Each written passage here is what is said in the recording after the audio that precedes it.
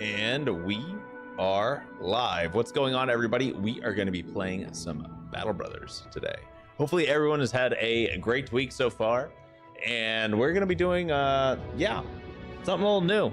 Haven't played this game in a long time for my own personal entertainment, and I haven't streamed, or I don't think I have done a YouTube video on this before. And that was probably my first ever YouTube video I ever made. It's no longer visible on this channel. I had to purge that from YouTube. But this was one of my big games I used to stream way back in the day when I was on Twitch and like super early on in my streaming days. So what I'm going to be primarily doing here is we're going to be revisiting this. I'm not going to be doing any challenge runs or anything like that. We're going to just be kind of going through a run of Battle Brothers for enjoyment purposes and trying to relearn the game, essentially. There are a few DLCs to the game here, right? And let me go ahead and just like pull up the game. But so we have multiple DLCs. There's the free Lindworm DLC, right? And then you got Beaston's Exploration, Warriors of the North, the Blazing Deserts, and of Flesh and Faith. So, you know, there's 4 paid DLCs and then the freebie DLC that we got going on here. And a lot of the game has changed since the last time I really tried to play this a lot. The last time I had like a serious campaign, I think Warriors of the North DLC was new. So you can give you a little bit of idea, like I've played it a little bit when Blazing Deserts came out and a little bit when Flesh and Faith came out, but overall it's been a hot minute. And there was actually recently an update announced, or it either came out for this game, but the original release date of Battle Brothers, I want to say it's like 2015-ish. So this is about a decade old at this point, but it is still a Goldie.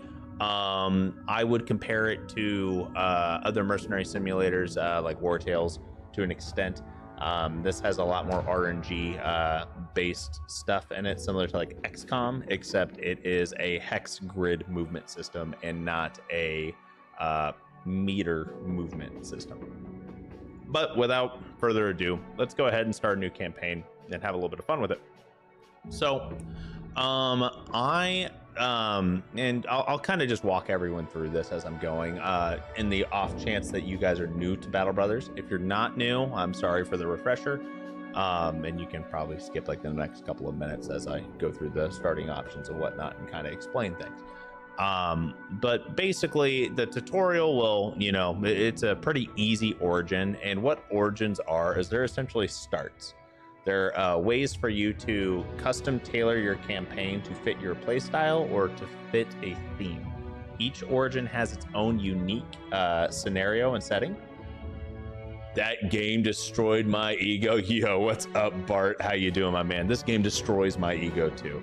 I used to have an ego when I was good at this game. I'm going to tell you right now, I'm going to lose a lot of people, and I may wipe. I may wipe several times just in this stream. So I'm not going to be doing expert Iron Man. I'm not doing it. I'll do an Iron Man run, but it ain't going to be on expert. I can't do it. I'm too rusty on that. But anyway, beyond that aside, so basically every single company, so rebuilding a company gives you a tutorial mission, right? That's the very first fight is scripted. I can actually we can select this one just to make it a little bit easier on like explaining the mechanics when we first get into it, in case anyone wants to look at this as like a beginner intro to the game. And then a new company is essentially the exact same thing as rebuilding a company, except you don't have a tutorial fight. Okay. Southern Mercenaries came out with like the Blazing Deserts DLC, so you may, depending on if you guys have DLC, you won't see as many of these origins. Southern Mercenaries, you basically have a Blazing Desert start. You've got a little bit more lighter armor, so it's a pretty balanced one. Trading Caravan, this is where Trading Caravan and below is when you start getting some actual pros and cons to these. So The trading caravan, you start with 2 caravan hands in your employment, and you gain 10% better prices for buying and selling, but you start with no renown, which is essentially fame, okay? And renown's like your scoring. And you gain renown only at 66% of the normal rate, so you lose a third of your renown generation. Peasant militia, this is a fun one. So this lets you have a roster of 12 poorly equipped peasants when you first start, which is a lot of people, but they're peasants. Human wave, you can take up to 16 men into battle at once and have up to 25 in your roster. So little bit of background. Normally you can only have 12 units at once into battle, and I think your max roster is 16 or something like that, or 18. But this ups your field battle from 12 to 16, and it gives you a bigger roster, obviously. But you can never hire anyone that isn't a low-born peasant. So your really high-end, like base stat units are typically noble backgrounds. You can't hire those as a peasant militia start. Band of poachers, you start with 3 woodsmen. You move faster and can always get a scouting report for any enemies near you. You carry fewer items in your company's inventory, so you can't carry as much loot around on the overworld map. Oath takers, this is a fun one, by the way. Basically, you start with 2 really decent units that are kind of like paladins, essentially, right? And then you have to take oaths, which are essentially like character missions, or not necessarily character missions. It's like a company-based mission, similar to what standard company missions are. So you'll have contracts, and then you'll have it's called something else, but it's essentially like a goal for your company to actually work towards. Like, hey, you need to become friends with like a town, right? Or hey, we need to go find an area and clear it. Well, these guys have those normal ones plus extra, and they have to take on oaths that confer various advantages and disadvantages until you finish them. Deserters, you start with 3 deserters in decent armor but low funds and a noble house that wants to kill you, and your men's are the first to act in the very first round of combat, which is pretty cool. Which means you can't be outsped as deserters. Northern raiders, you start with bad relations with most humans. You have a higher chance to get items from slain enemies as loot, and you start with 3 experienced barbarians. Anatomists, this one's pretty fun. It's kind of like a Witcher start. So you start with 3 men and a lot of money. You can, the first time you kill any monstrous units, such as like goblins, orcs, geists, undead, like that kind of stuff, you'll actually get a potion, and you can give these potions to your men, and it will make them stronger. It will give them special effects and passives. The potions are one use only though, so if you get a really nice potion from like a dragon lindworm, right, like they may have like acid blood. I think that's what it is, but you can use this, and the problem is if that guy dies, you don't get another one. Like, that's gone from your run forever. You lose that. So this is a very high risk, high reward thing. I have a terrible habit of never using my potions whenever I play it as an anatomist. Davkul cultist, this is fun. Basically, you worship a cult. You form a cult, and you have to sacrifice people that are in your roster. So you have to sacrifice your units to the Dark Lord, and you get blessed for things. Kind of fun. Manhunters. Basically, you start with 2 manhunters, and you can take up to 16 men into battle at once, but you have to have a lot of indebted, which are essentially slaves, right? That you can't, you pay for them outright, and you don't have to pay upkeep for them. And then all non-indebted can whip indebted to boost their combat. It resets their morale and buffs their stats. And then indebted earn 10% more experience, are capped at level 7, and will die if struck down. So they don't get back up with an injury. Beast Slayers, you get special unit type, like Beast Slayer. Well, not special unit, but you start with 3 moderate backgrounds of Beast Slayers with decent equipment and some trophies. You can track monstrous units from further away, or all tracks, actually. Each beast you slay has a 50% chance to drop an additional trophy, and then most people don't trust your kind, so you get 10% worse prices. Gladiators are, you know, pretty high experienced units, but they're also really expensive. And they all have unique traits in combat, and then you can never have more than 12 men in your roster, and if all of your starting 3 die, your campaign ends. And then Lone Wolf is essentially, you get a lone hedge knight starting out, and he is essentially your player avatar. If your knight dies, the run is over. So it's pretty fun. He's a pretty solid unit starting out. You get pretty decent funds, and you get some really good starting gear. But you can never have more than 12 men in your roster, and once again, if your hedge knight dies, the campaign ends. Gladiators and Lone Wolf are both very hard, and these skulls are basically an indicator of how difficult these themed origins are, right? And then of course you got random if you really want to just roll the dice and see how it goes. Honestly, I kind of want to go random on this because it's been a long time since I've actually like gotten to play through a like run of Battle Brothers. And I keep saying run because Battle Brothers is one of those games that's very similar to a roguelike to an extent. You can't win Battle Brothers. I mean, you can win by clearing out everything, but the game continues going because it's a sandbox, and it goes until you either quit or until you die. And the way to get better at Battle Brothers is to die, learn what you did wrong, and start a new run. Or if you don't want to play Iron Man, you can save scum or restart a fight and everything like that. We're gonna play Iron Man, so we're gonna be losing runs. We're gonna be losing people. So don't get too attached to any of these characters, guys. We're gonna have a it's gonna be a meat for the grinder kind of situation here. But yeah, so we could do a randomized origin. I don't know. Yeah, let's do a randomized, see what's going on. It really doesn't tell you what it is. We are going to name our group the Undaunted. Yo, what's going on, Bruce? I bought this game a while back and I was really bad at it, so I'm glad you're giving it a preview on your channel. So I've played this game a lot, and I can't tell you how many hours I've got in it, but when I say a lot, let me pull up ye old Battle Brothers. I only have 700 hours in it, so I'm not gonna say like a lot, but after about 400 hours in Battle Brothers, you kind of learn how the game works. But I don't think you truly master Battle Brothers until after at least 1,000 hours. And most of these 700 hours that I've got in the game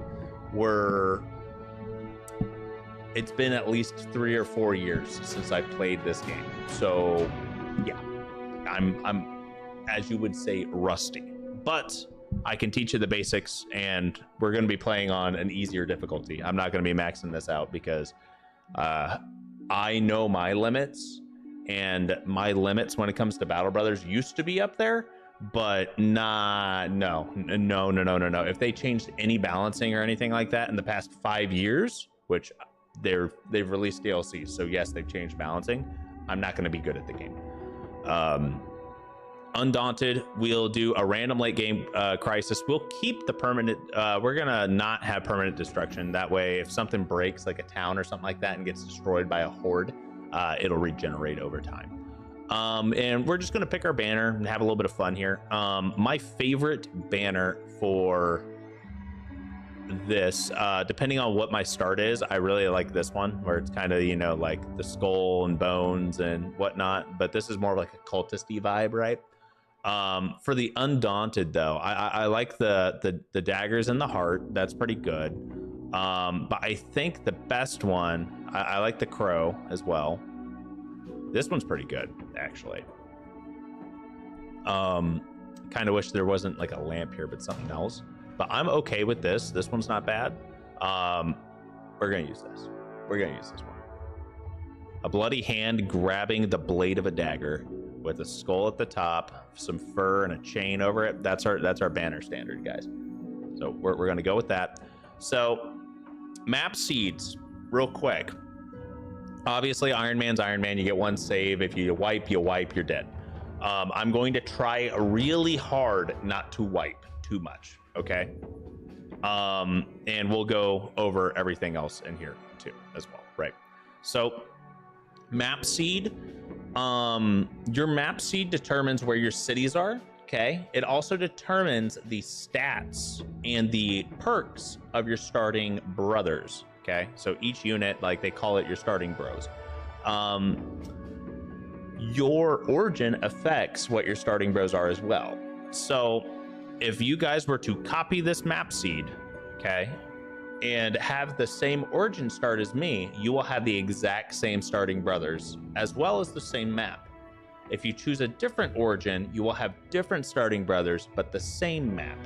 So if you go into a seed generator or are trying to find seeds online with Battle Brothers and you want to find a specific type of map, it's fine, guys. This is like a single player game. Do whatever you want. If people say like, oh, it's a randomly generated seed, you should play random. Well, if you want to, like, you know, do speed runs, there's obviously better map seeds that with layouts and whatnot, right?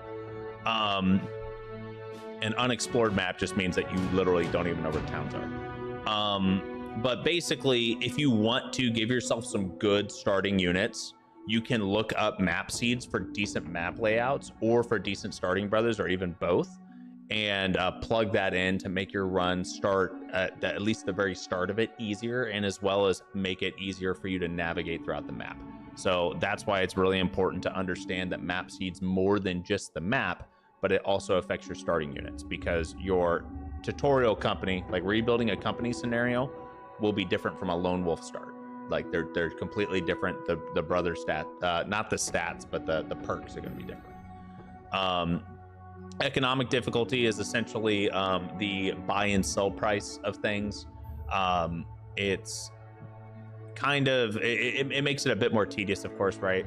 But it's not really that bad. I'm not going to be too pressed putting this on expert versus beginner. Or veteran even. Like, I've definitely used expert on this quite a bit. Combat difficulty, this is where things are a little spicy. Honestly, beginner is hard. For people who are used to games like War Tales, beginner is hard, okay? Like, it is hard. Expert is like really hard for people who have never played this game or are not used to the mechanics.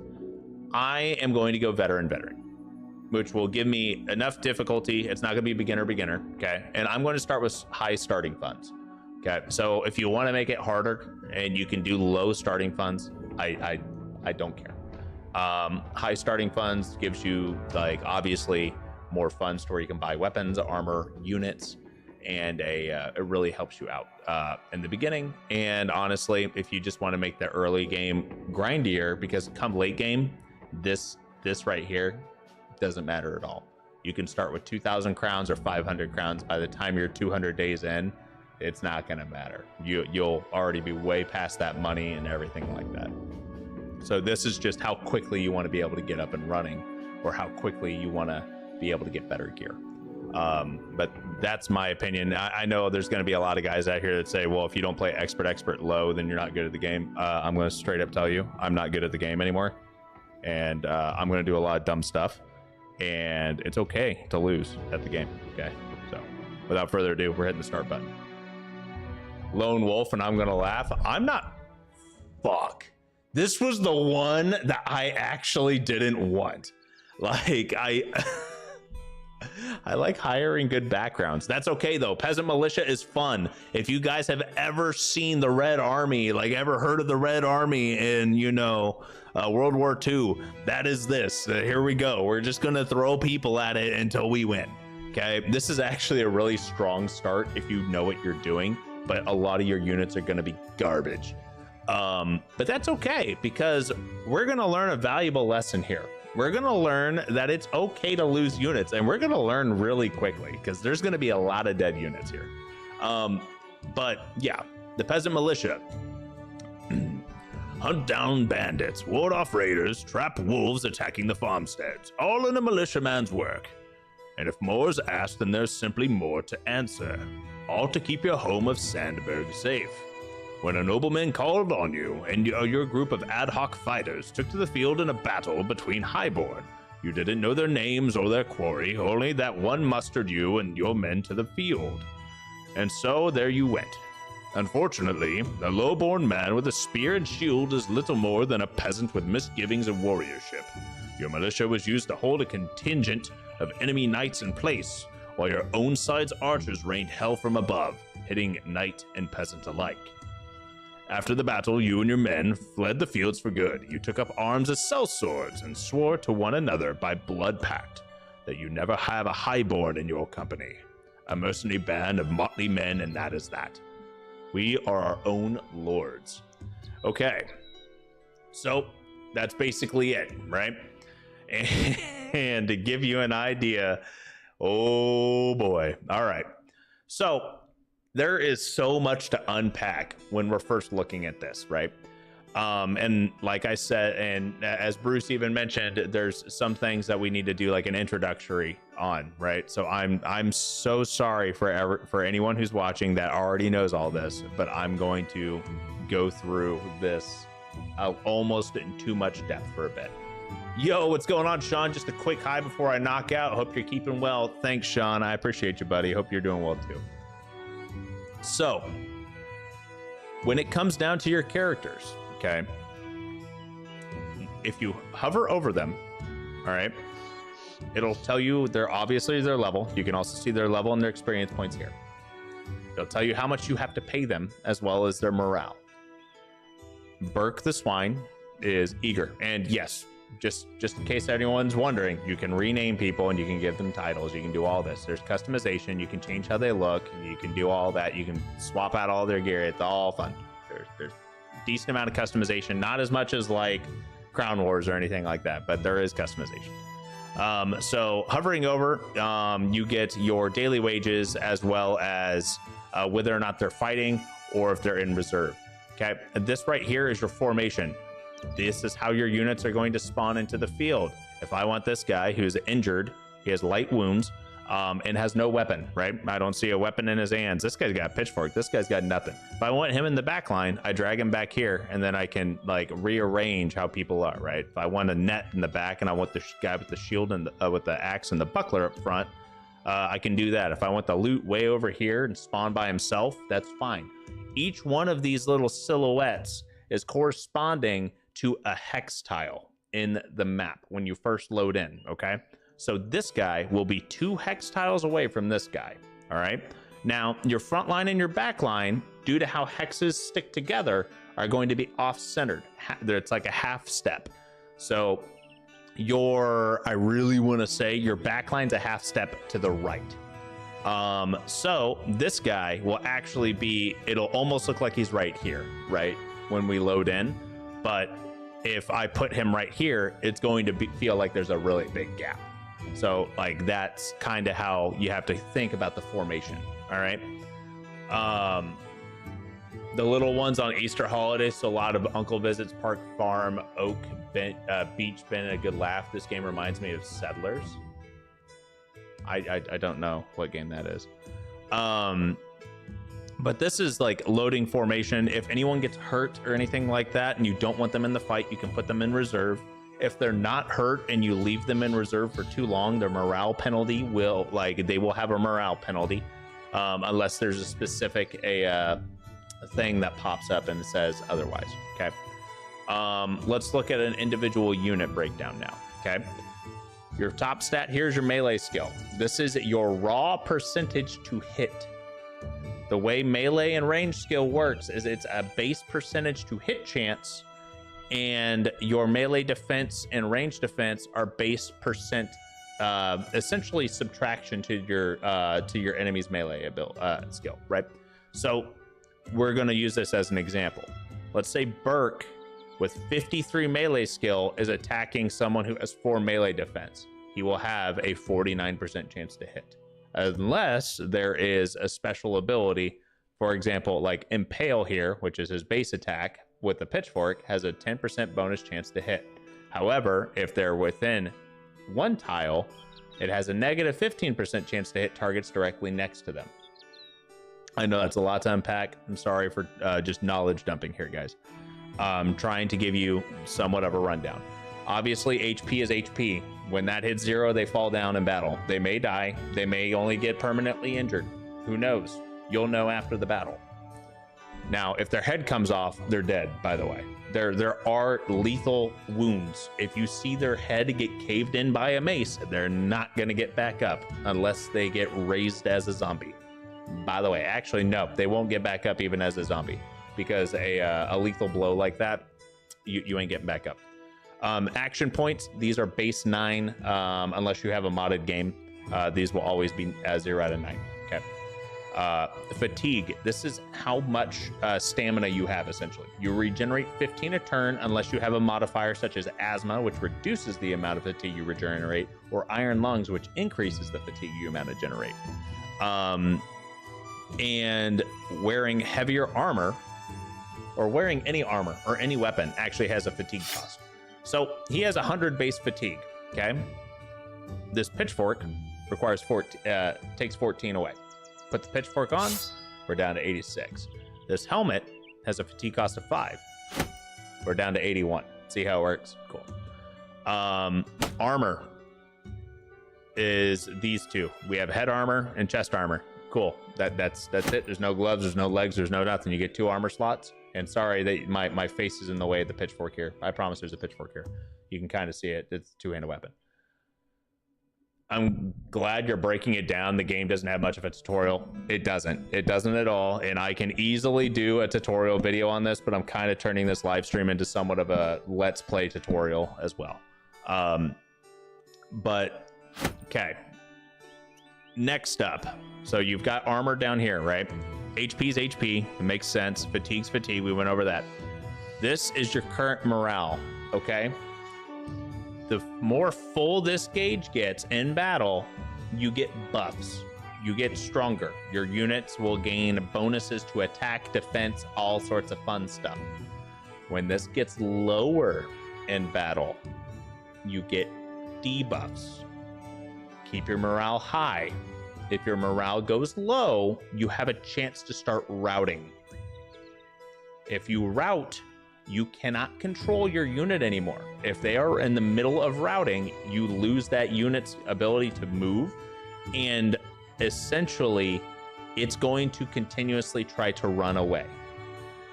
If it's next to an enemy unit, it will get attack of opportunity to death, essentially. So there's zone of control, there's attack of opportunities. Imagine trying to permanently disengage in War Tales over and over and over again and burning all of your action points trying to disengage. You will try to disengage 4 times in a combat, basically, if you end up getting your units to rout. Now, this works both ways. So triggering an enemy rout is very good. Having your units rout is really bad. How do we prevent ourselves from routing but increasing our chances of routing enemies? Resolve. Resolve directly affects your morale. It represents your willpower and your likelihood of passing resolve checks. Okay. Now, I don't know all the math behind resolve checks. I'm sorry. I did not go super deep into how this works. But resolve is essentially your defense to debuffs such as panic or anything like that that directly affects your morale. It also naturally helps you have a higher morale. Okay. Whenever you have let's say we're in formation here, right? And Burke is next to Otto, okay? Because Otto's next to him in formation. Let's say Otto dies.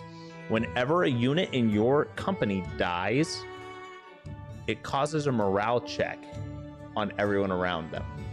And it can reduce their morale depending on how strong their willpower is. The weaker their willpower is, the easier it is for them to start routing due to their friends dying around them. If you get too many people to die in a battle, all of your units will start running away, and then you're basically screwed unless one of them manages to actually get off the map. If they don't get off the map and they just die, then your run is over. Congratulations, start a new one. Welcome to Battle Brothers. This game is not an easy game. I just want to say that again. This is not an easy game. There's a lot going on here. Okay. Next, we have initiative. Initiative is important to certain builds. It's not super important to every build. The higher it is, it's basically directly reflective of what your turn order is, what your place is on the turn order. With Battle Brothers, you always get to see who goes next, and I will say it does not help. It does not help nearly that much knowing when when the enemies go. By the way, it does not matter. Okay. And then we got vision. Okay, that's just how many tiles that your unit can directly see. Okay. At night, this is important. During the day, not so much. This helmet, which I got from being a supporter of the devs, it's called the Fangshire. Basically, it allows the user to wear to see at night. So it's really useful for ranged units. It's not a really strong helmet otherwise. I mean, it basically gives them night vision. It's got 60 armor. None of my guys actually have helmets, really. Like, a couple of them have like farmer hats and whatnot. This is the strongest helmet anyone's got right here. It's 40 out of 40. This is just slightly better than that. So to give you an idea, this is starting gear.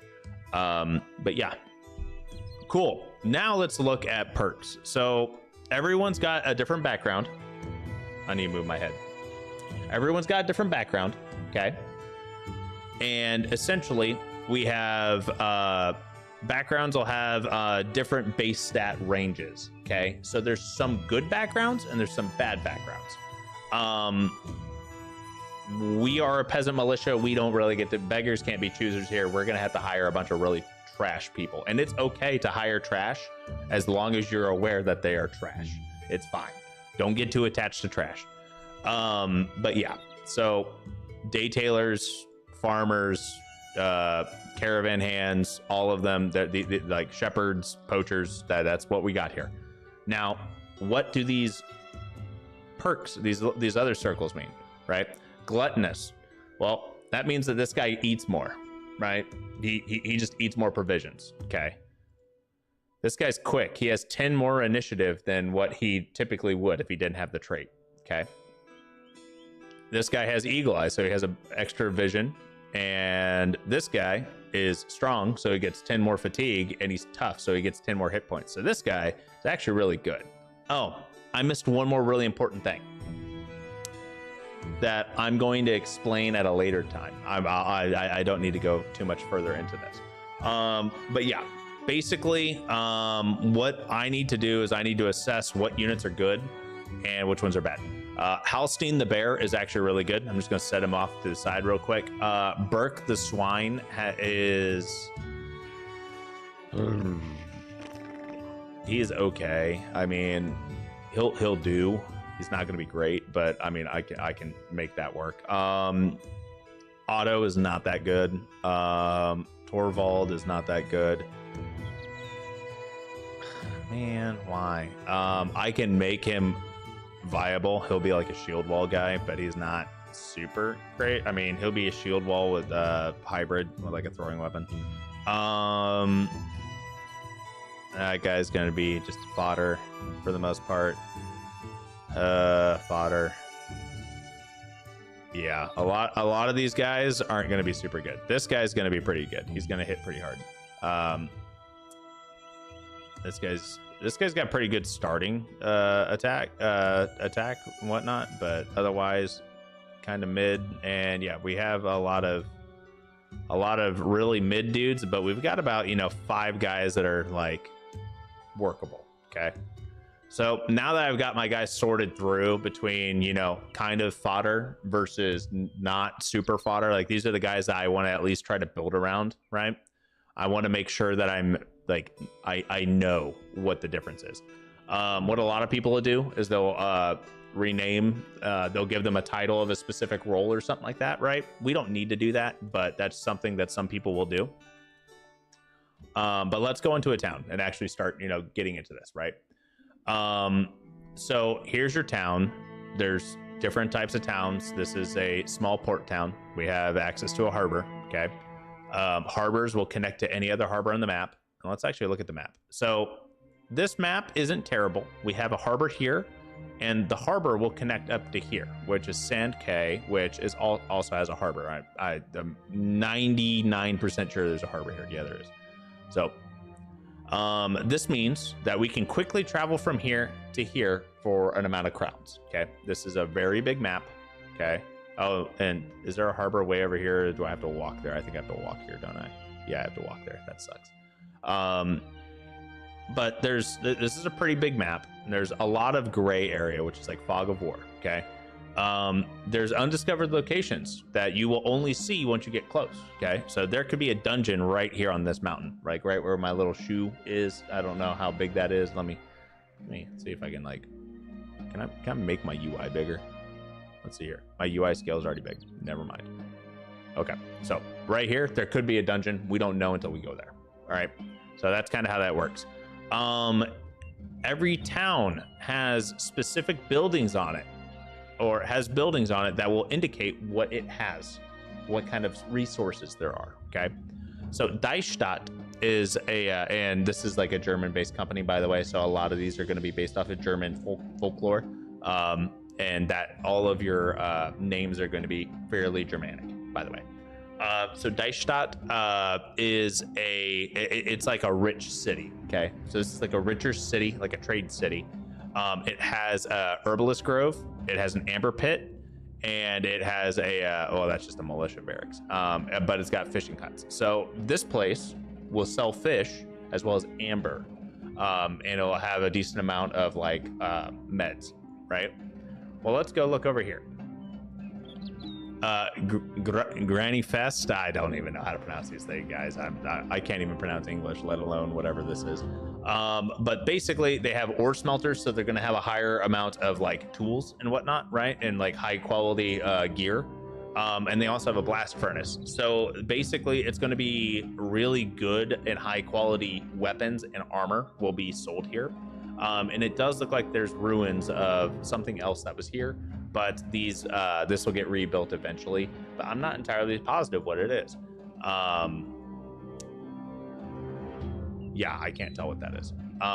Over here we have a town that's in a marsh. This is a marsh or a swamp, right?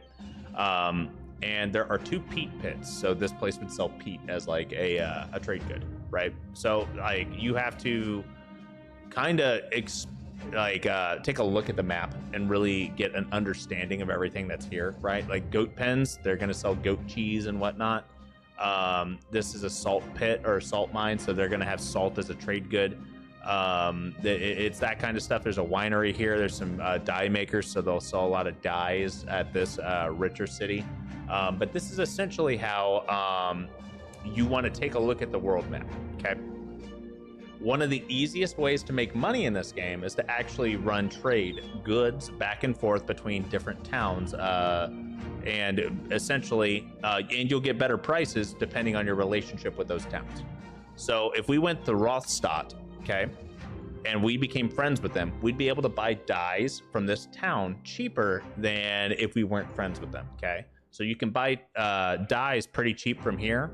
We can become friendly over here and get some cheap salt, and then we can go to a big city, like a citadel like this, right? And we could sell those goods to this citadel and make a profit. So that's one way to make money, okay? Another way to make money is to battle and get loot, and you can sell the loot, you can repair the loot, you can do all sorts of stuff with the loot, and that's without contracts. And then finally, we have contracts, which is what we're about to look at. So a contract has 3 different levels, okay? You have 1 skull, 2 skull, and 3 skull. Man, I really hope you got a good map. There's nothing worse than playing on a bad map, Seed and Battle Brothers. I'll get over it, man. I don't know what all we got, but I'm fairly confident we'll be okay. So 1 star, I call them stars, but they're skulls. So 1 skull, 2 skull, and 3 skull basically indicate the difficulty of the contract. Don't pay too much attention to it. You need to understand what your limits are as a company in the game, as well as your limits is what you can get away with as a player. The more you play, the more you'll get a better feel of it. But I have seen 3-star contracts or 3 skull contracts that are super easy, and I have seen 1 skull contracts that have wiped me. So just to be transparent here, this is a suggestion. Don't take this little indication up here as a rule of thumb. Okay. All right. So a man fleecing a sheep looks over to you, the runt wriggling around. I should just eat this little bastard. Look at her go. Quit it, would ya? He elbows the beast and it bleeds, cursing back with as much sapience as a sheep can muster. The man looks up at you again. So you're that sellsword everyone's been talking about. I should probably tell you, and I guess I will, that Radolf of Sandberg's been looking for you. The sheep jumps in an attempt to escape, but the man slams her down. You little git. I'm not gonna read that out loud. So basically, there is a sheep herder that sent us to the elder, or at least a man of notable mention in the town for a job. Can you set up a trade company / hire people to work for you, or the trade all manual? It's all manual. It's all within you. It's so to draw a comparison to Mountain Blade, you are only ever your own personal company. And imagine the most recent run where it's only me and my companions, right? That we had like the Chatterlord series. That's essentially what Battle Brothers is, except you control every single unit. You can't divvy people out. You can't do anything like that. And you can't like conquer towns. You just become friendly with them. So, but there's no like, hey, I'm going to buy this die maker, or hey, I want to hire and create a caravan. You can't do that. At least not from my understanding. They may have added something brand new to the game, but I highly doubt it. I highly doubt they've added that to the game. But yeah. So negotiations, you step into Radolf of Sandberg's room, and he shoves a map into your face. Sellsword, time for you to go exploring. See this uncharted spot north of here in the region of Deserted Rise? That's where I need you to go in search of the deserted farmstead. Do you accept or not? All right, so we can either say bugger off, like, hey, we're not going to go there. And if you tell them no, you take a minor relationship penalty. Or you can say okay. Now, if you say okay, you better be somewhat prepared for it, because otherwise, if you do anything else here, it's going to affect your relationships with the town. So you can just straight up accept it. Boom. It's not going to affect your relationship that much. You just do the contract, okay? And basically, he's saying, rest assured that what I'm offering you now is a fine price for your work. You'll get 300 crowns when the contract is done. 300 crowns is 300 gold. Okay. You can accept it, or say, hey, I need to get paid a little bit more for that, right? Or, hey, I want part of this up front. I need to get paid in advance. Now, I'll take the bulk ladder, but I need to get paid in advance. Or you say, forget this ain't worth it. So here's a pro tip, okay? You can accept the offer and then say, hey, I need a second to prepare, and then just never come back, and the contract will time out. Do not click this button. If you click forget it, it ain't worth it, you will get a relationship penalty to the town. If you accept it and then say, I need some time to think about it, you walk away and you just never come back. The contracts will reset over time, and you don't take a relationship penalty. So, and don't hit decline either. Like, don't hit decline, by the way. But I'm going to accept it because it's really easy. We don't actually have to fight anything. We just need to go discover a location. So pretty quick, pretty painless and whatnot, right? Can you build a shop? You cannot build a shop. Okay. So another thing we need to go over is company resources. We have a little bar right here that kind of, has our resources up here. And this is just in the town overview, but this stuff will appear at the top as well. So we have 12 units out of 25 total rostered, okay? We have 15 meds. These are medical supplies. You burn through them to heal people from injuries, okay? Ammunition. This is how you get more arrows or throwing axes and everything like that, okay? It tells you what the rate is. 1 arrow or a bolt, it takes up 1 point of ammunition. Replacing a shot of a handgun will take up 2 points, and replacing a throwing weapon or charge of a fire lance takes up 3. When you run out of ammunition, you don't get new arrows replenished or any ammo replenished after a battle, you have to go buy more. Tools. Each unit of tool replenishes 15 repair points on your gear. What's a repair point, you may ask? When we hover over our wooden stick, this has 32 durability. Each point so this has 32 points, essentially. If this were to lose 15 durability, it would cost 1 tool to fix. All right. Armor is the same thing. Armor that is really good. So 95 body armor, this will take several tool points to repair. Now, tools you buy in batches of 20. You can also loot them from battles. Obviously, food is food. Provisions. The average man requires 2 provisions a day. Someone who's a glutton will take more. Our company, which is down here at the in the green, we burn through 28 provisions a day, and our current stockpile of provisions will last us 3 days. Okay, and then money. We have money.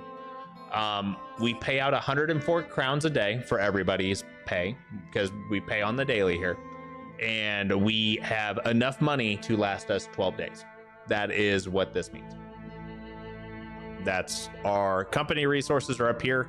You need this and this to even go around and do stuff. If you can't pay people, you mess up your morale and people will desert. If you can't feed people, mess up your morale and people will desert. If you can't repair armor, well, you're just gonna have a bad time whenever you fight. If you can't replenish ammo, well, you're just gonna have a bad time and you can't fight. If you don't got meds, well, then you're really gonna have a bad time, because once you start fighting and you take injuries, you just can't heal them. It's awful. So these 3 are necessities for battles. These 2 are necessity for just the run, period. Okay. Don't make your tutorial too long. Your food's already spoiling. It's paused. Okay, it's fine. The food's not spoiling, but yeah, the tutorial was pretty long. Sorry, guys. Okay. Shop real quick. Okay. There is the white number is the number of items that are here. So a stack of 20 tools, stack of 50 ammo, 25 units of dried fish, 25 units of grain. The little gold icon with the yellow number next to it is an indication of how much it's worth, and then obviously it tells you what the actual fair market price is in the little hover over tooltip. I can't move my mouse and point it out, because if I did, then the tooltip disappears. But we're paying 6 more crowns. It's essentially like an 11% markup on just ground grains. Tools and supplies, we're paying 68 more crowns than what fair value is, but that's expected. We're not friendly with the town. I love when you go on rants, they're so informative. Hey, I kind of prefaced this entire thing that we were going to go in depth because Bruce also kind of asked for it too.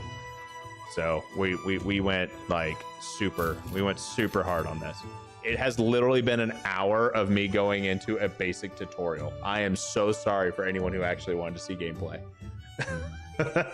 I need to put a notice on the start of the live stream. Hey guys, if you don't want to see an hour-long tutorial video where it literally breaks down all of this UI and crap, go away. Skip forward an hour. All right. So what I'm going to be doing here is I'm going to be buying some basic weapons.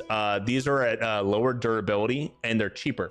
Okay. If they're at full durability, they're typically more expensive. That costs 357 crowns. I'm not spending that much money on it. And I honestly don't want to really buy any of this other crap. Hire is a place where we can go to hire some new people. So we've got, you know, a vagabond, we got a couple fishermen, we got a gravedigger. I don't want any of them. At least not right now. We already have enough people in our group here. But basically, we wanted to buy weapons just so we can make sure that everyone at least has a weapon. Holstein, we are giving him a shield because he is our big boy. We going to make sure that he actually does his job. Bertwin, we are going to get rid of his sling. We are going to give no, Burke's actually pretty good. We're going to take Otto's spear off of him, and we're going to give it to Bertwin. Bertwin's going to be in the back line. We're essentially going to make a bunch of fodder up front. I want that. That skirmishes is pretty good. Who could use a skirmish axe? What is that, 20? No, that's 30 armor. That's pretty good. Give me that. That's going on till. You can have this. You have 54 attack. You have 48 attack. Have a dagger. Have a dagger. You can have a spear. That's fine. I want the skirmish axe. That is mine. We have two pretty decent hand axes here, because those are actually pretty good weapons. And that skirmish axe is actually pretty good too. It's a cleaver. It does like a lot of bleed damage and can apply a lot of bleeds. We are going to buy a bundle of javelins, because that will actually be beneficial for us. An axe or a bludgeon. The bludgeon is an upgrade to, yeah, it has a stun ability. 25. We'll buy a bludgeon. That's fine. We'll also buy a buckler. Okay, we'll do a bludgeon here. You're getting this. I don't really necessarily want you to have a skirmish axe. Does anyone up front have really good range attack? Not particularly. Okay.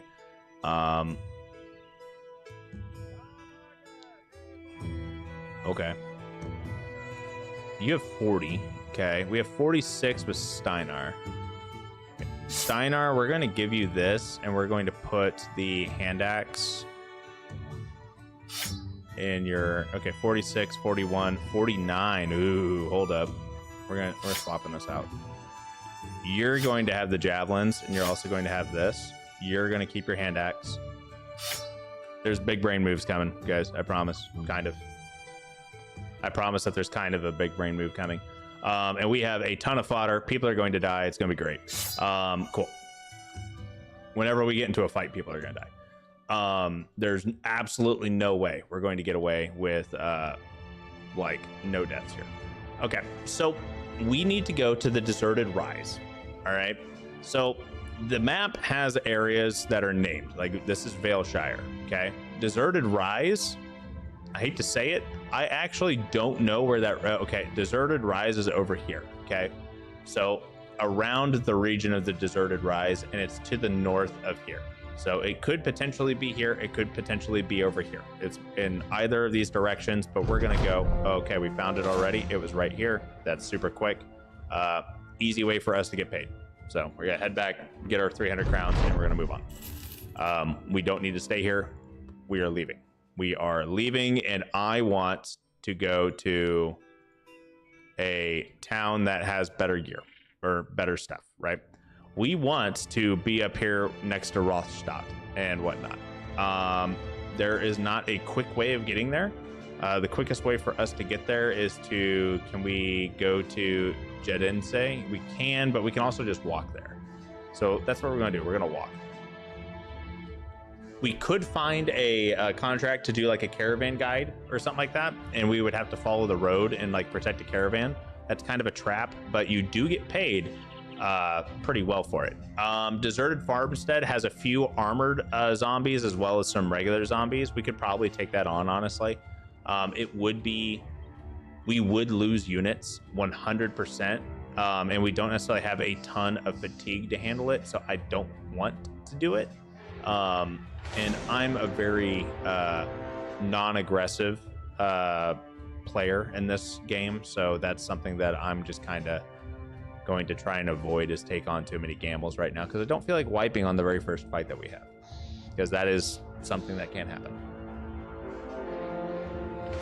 So we have brigands here. There are 6 brigands total. 4 of them are thugs and 2 of them are raiders, and they're not coming for us, but they appeared red, right? Their name is red, which just means they're hostile. We have a lot of units. We should be able to take them out. We're going to attempt to take them out. So you may ask, how did I know that there were 4 thugs and 2 raiders? Well, there's 6 total. Okay. and they're both actually no, it's 3 and 3. Wow, I'm impressed. So typically a few means generally 2 to 3. If it says some, it means 4 or more. And then there is like varying levels of how they use descriptive words in this game. If you see plethora, it means there's like 14 or more. So be careful. But yeah, this is going to be kind of a spooky fight. But I am feeling fairly confident. The thugs are not going to be that big of an issue. The ones that will be an issue are the actual raiders, because they have gear, they have armor. We don't have armor, so we're going to see how this goes. When it comes down to combat, we have our hex grids. We have various levels of height. If you're above somebody and you're attacking one square down, you have a bonus to hit chance. If you're above somebody and they're attacking you, you have a bonus to your defense.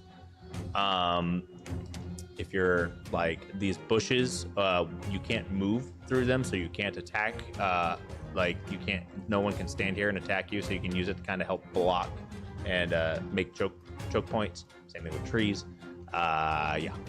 So there is a wait and hold your action command, which is essentially what I'm going to do when I first start out, because I don't have anyone that can easily hit these guys.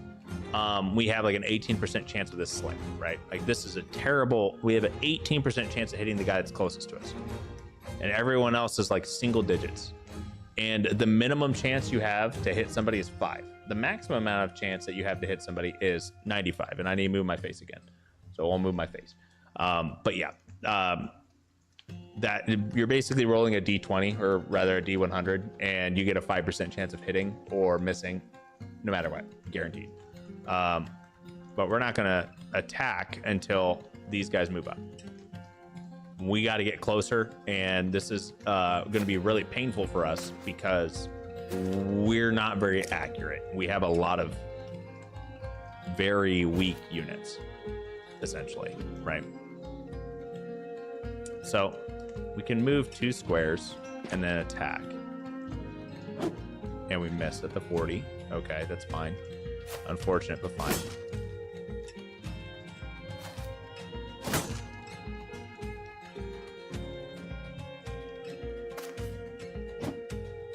Okay, so there is a bonus to surrounding enemy units, okay? Let me just say that real quick. The more people you have around them, you get a 5% chance to, you get a 5% increase to your hit chance.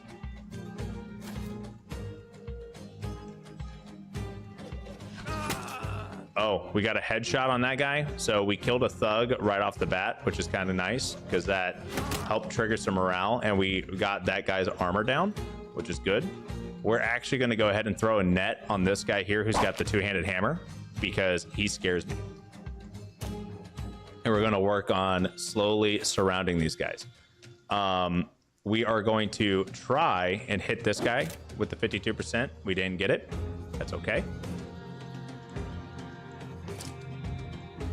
And we're going to just slowly move everyone up and try to get stabs in to deal some damage and lower their armor points.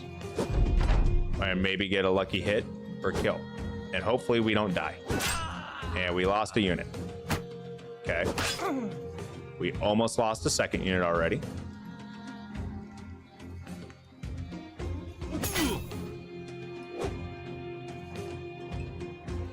Okay. 39% chance to hit. We're going to try and stab him through his armor so we can steal some of his armor. Probably not going to happen because we're just kind of bashing these guys away. Real quick, let me hide everyone's health bars real quick. So you see this blue flag. It means they're confident. This guy's really scary right now because his morale is at its highest point it can be. Otto over here is running away.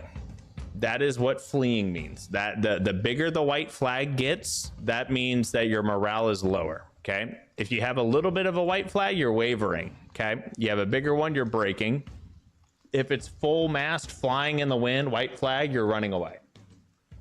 Blue flag just means that you're confident. Okay. If you don't have a flag, it means you're steady. Okay. So we have some guys that are steady. We have one guy that's running away. So as soon as it gets to his turn, he's going to start running and he's going to die. Like he's probably dead. We already lost one guy. He lost his head. Okay, so just trying to explain that. And left alt will show health bars and armor points and everything like that too. So we're gonna go ahead and try to remove this guy's shield, which we did. I want to see if I can stun this guy. We did. Cool. Can I stun this guy as well? Nope. All right. 45% chance to hit this one. I do want to try and take this raider out, but it's not going to happen too easily. Let's see if we can kill this guy. We got the kill in on the guy that has the two-handed hammer before he can move, which is great because he was going to do a lot of damage. All right. And we're going to try and whittle down this guy here who's at confident morale because he's going to be a very bad news bears for us otherwise. And we need to lower everyone's morale as best we can because that's how you really start like winning, right? I mean, we have a ton of numbers. We have, when it comes down to overall like HP, we've got more HP than them, but we also have worse units than they do, right? Otto's dead. Okay.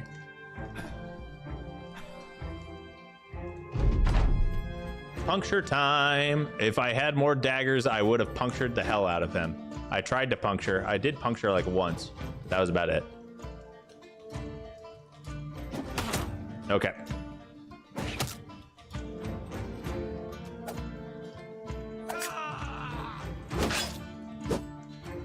So I want Steinar to stay alive because he's kind of one of our better units. And I really want us to get this guy to where he's basically screwed, right? So we need to surround him in some way, shape, or form. Otherwise, we're gonna have a really bad time.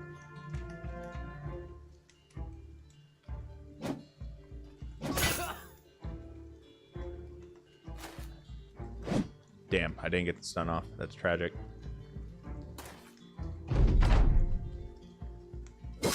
Okay, we at least got rid of his confident morale.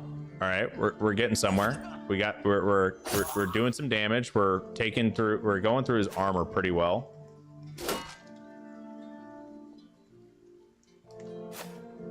And whenever you have someone completely surrounded, they're not going to be able to run from you, okay? And right now, I'm not going to try and puncture because these guys already have like terrible armor values at this point. Like we kind of had to bully them into submission. So we're not going to get anything out of them anyway. Like he has a headpiece that's untouched, like his helmet's untouched, but his body armor is already broken.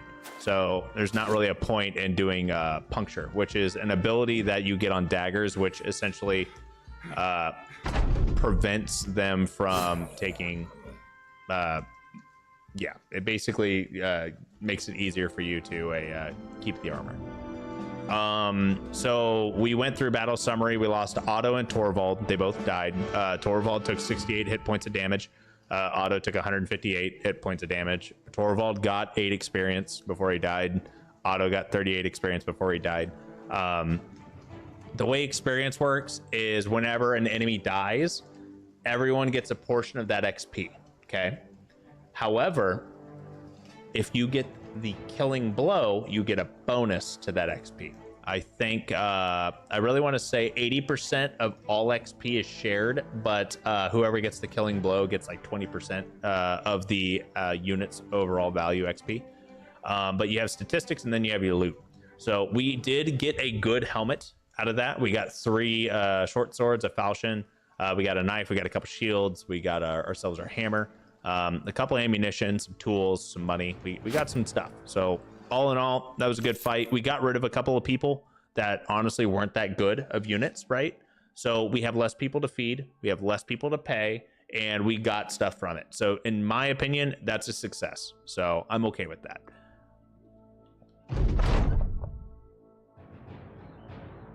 I had high expectations for Otto. He'll be remembered. I did not have high expectations for Otto. Okay. So here is how this works. All right. I mentioned earlier during when we were selecting our company background that there are different sort of like company missions, right? This is essentially what this is.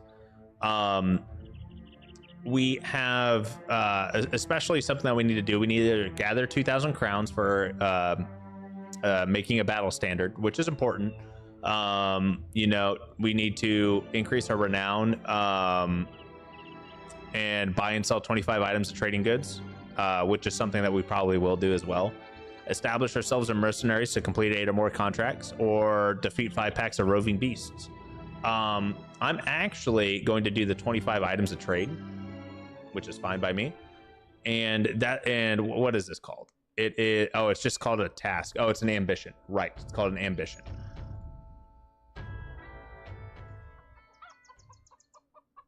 This game is a good mix of War Tales and Bannerlord. This game came out before both of those games, homie. This game, that's why whenever I would like try to describe War Tales to people, is I'm like, it's like Battle Brothers but easy. So this game's like Battle Brothers is, to me, is just chef's kiss. It's great. Okay, basic mail shirt would be a nice upgrade for us. So would padded leather. We would actually be able to start getting some of our guys kitted out a little bit here. Halstein, we're going to give him the better helmet, right? We lost two of our frontliners, so we're just going to, you know, shimmy everybody down real quick. But overall, we're still doing okay. Our back line, which are the guys that I set off to the side first, right? Those are still doing pretty good. We do actually have weapons now, so we can start like giving people more than just, you know, whatever sticks and stones that they started out with, and kind of go from there. Does anyone in the back need? Yeah, I mean, you don't have a helmet at all, which would be nice to actually give you one. But yeah, this is the game you kept mentioning. 1 + 1 didn't add up for me there. Yeah, no, this is a game that I have mentioned on stream and in videos quite a bit. This is a very, very this is one of my favorite games. I may not have a ton of hours in it, but I mean, it is a very well put together game, and it is a very challenging game. And you guys, if you've been viewing my channel for a while, you know that I like a good challenge. So that's why I enjoy this game so much. I hate playing just like solitaire type games where once you get the pattern down, like you just know it and you're completely through it. So armor has really decent armor pieces, obviously.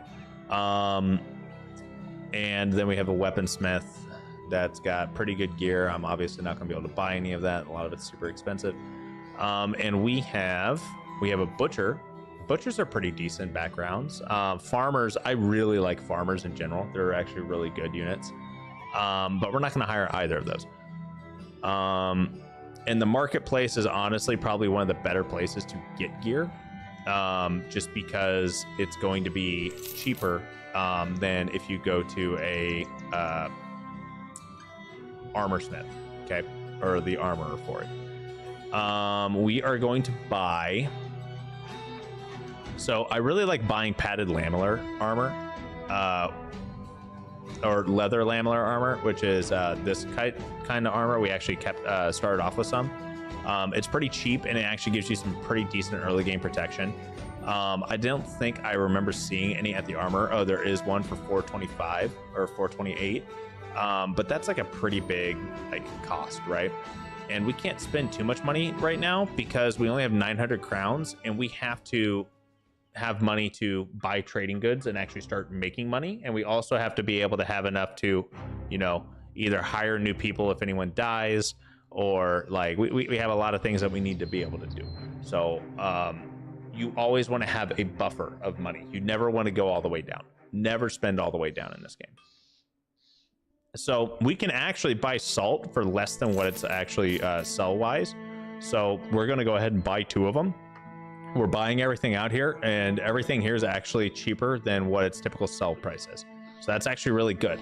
And that also means if anything that we're selling to these guys, we won't get as much money out of it. So what we want to do is we want to sell this salt either down here or up here. We're going to check up here and see what our sell price for this salt would be. Who do you usually pick first for your retinue? I typically pick the I really like getting better like tools. So I get like the scavenger kid because he'll help you get tools and supplies from every piece of armor that you break in battle, and it makes it a lot easier for you to not have to worry about tools and whatnot, which I think is really important.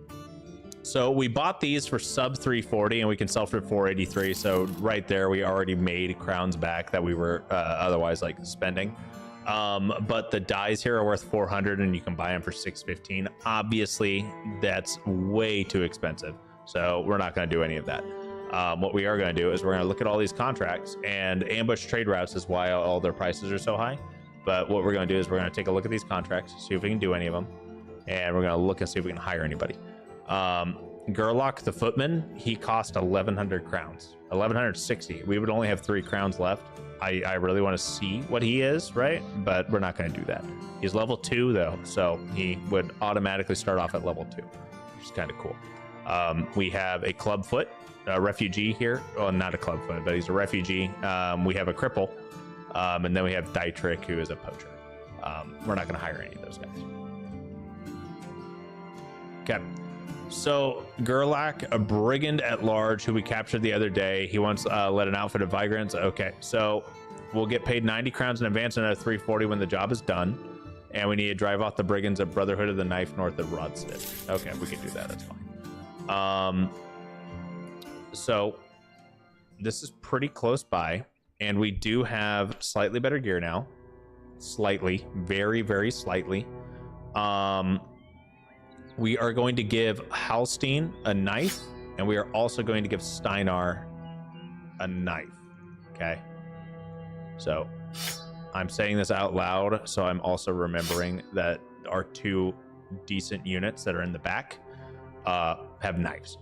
So that way, hopefully, I remember that they have knives and we can actually start daggering people down. We can start using that puncture ability we were just talking about. Okay. So let's go to the Brotherhood of the Knife. Hopefully it's only like 1 or 2 raiders max and not like a ton of them. A few raiders and some thugs. Okay, how are we doing on health? We're fine, honestly. We don't have really good armor. And no one's leveled up. Okay, we'll send it. And they've got fortifications, so they may be less likely to push out. So we only have 2 raiders from the looks of it, and then we have 4 thugs. Problem is well, we have 3 full-size shields, and then we have a buckler, and then those guys are those guys. So we're gonna wait and we're gonna see if they push out.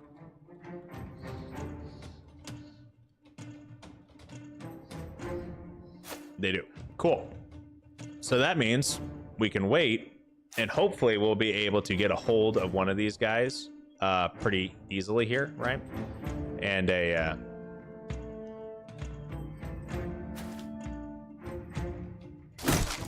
get him a little low to an extent, right?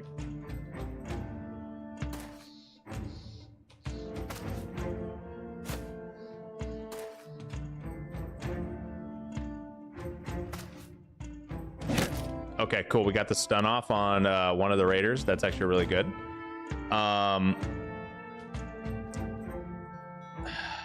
This is gonna suck. This guy's gonna hurt really bad, and we don't have a way for us to actually do damage to him without, and he's the one that's got like the best armor, so it makes me kind of sad, but it kind of just is what it is, right? I don't necessarily want to push Hubert up because he's just going to get surrounded and killed.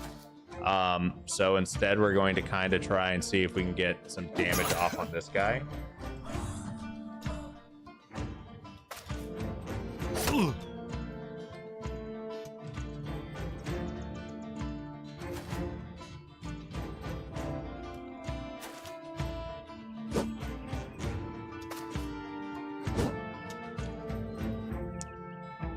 Okay, so we have a 43% chance to hit this guy, or we can just go for the 100% and try to take his shield out. I'm gonna send it for the damage, and we missed, which kind of sucks. Hopefully we don't get hit too much here.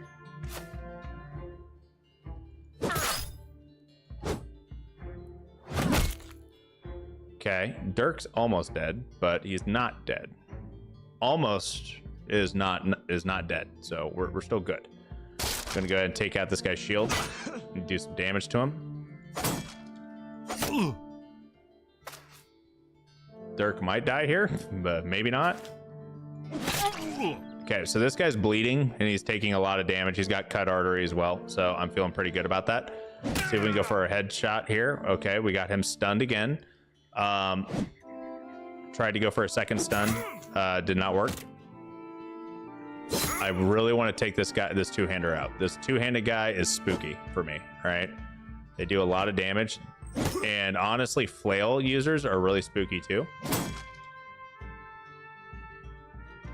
So I really don't want, so this thug up here has a wooden flail. I don't want to push Hubert up here because he has the high ground and Hubert doesn't have a helmet. Flails have better chances to hit the head and Hubert will basically crumple like really, really quickly. So instead, we're going to protect Steinar's flank here with Hubert and let him push.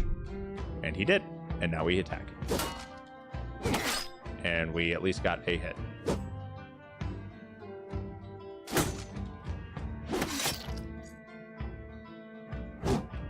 And we missed both of our pitchfork boys. Okay. 2 deaths. It's bad.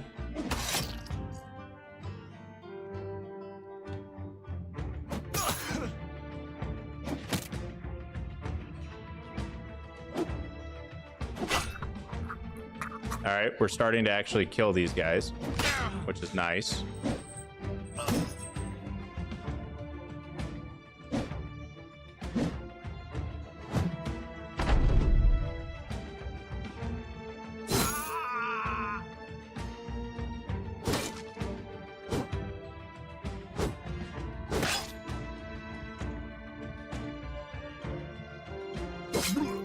Okay, we got a headshot on this guy and made him fold instantly. Now these two are running. This guy's wavering.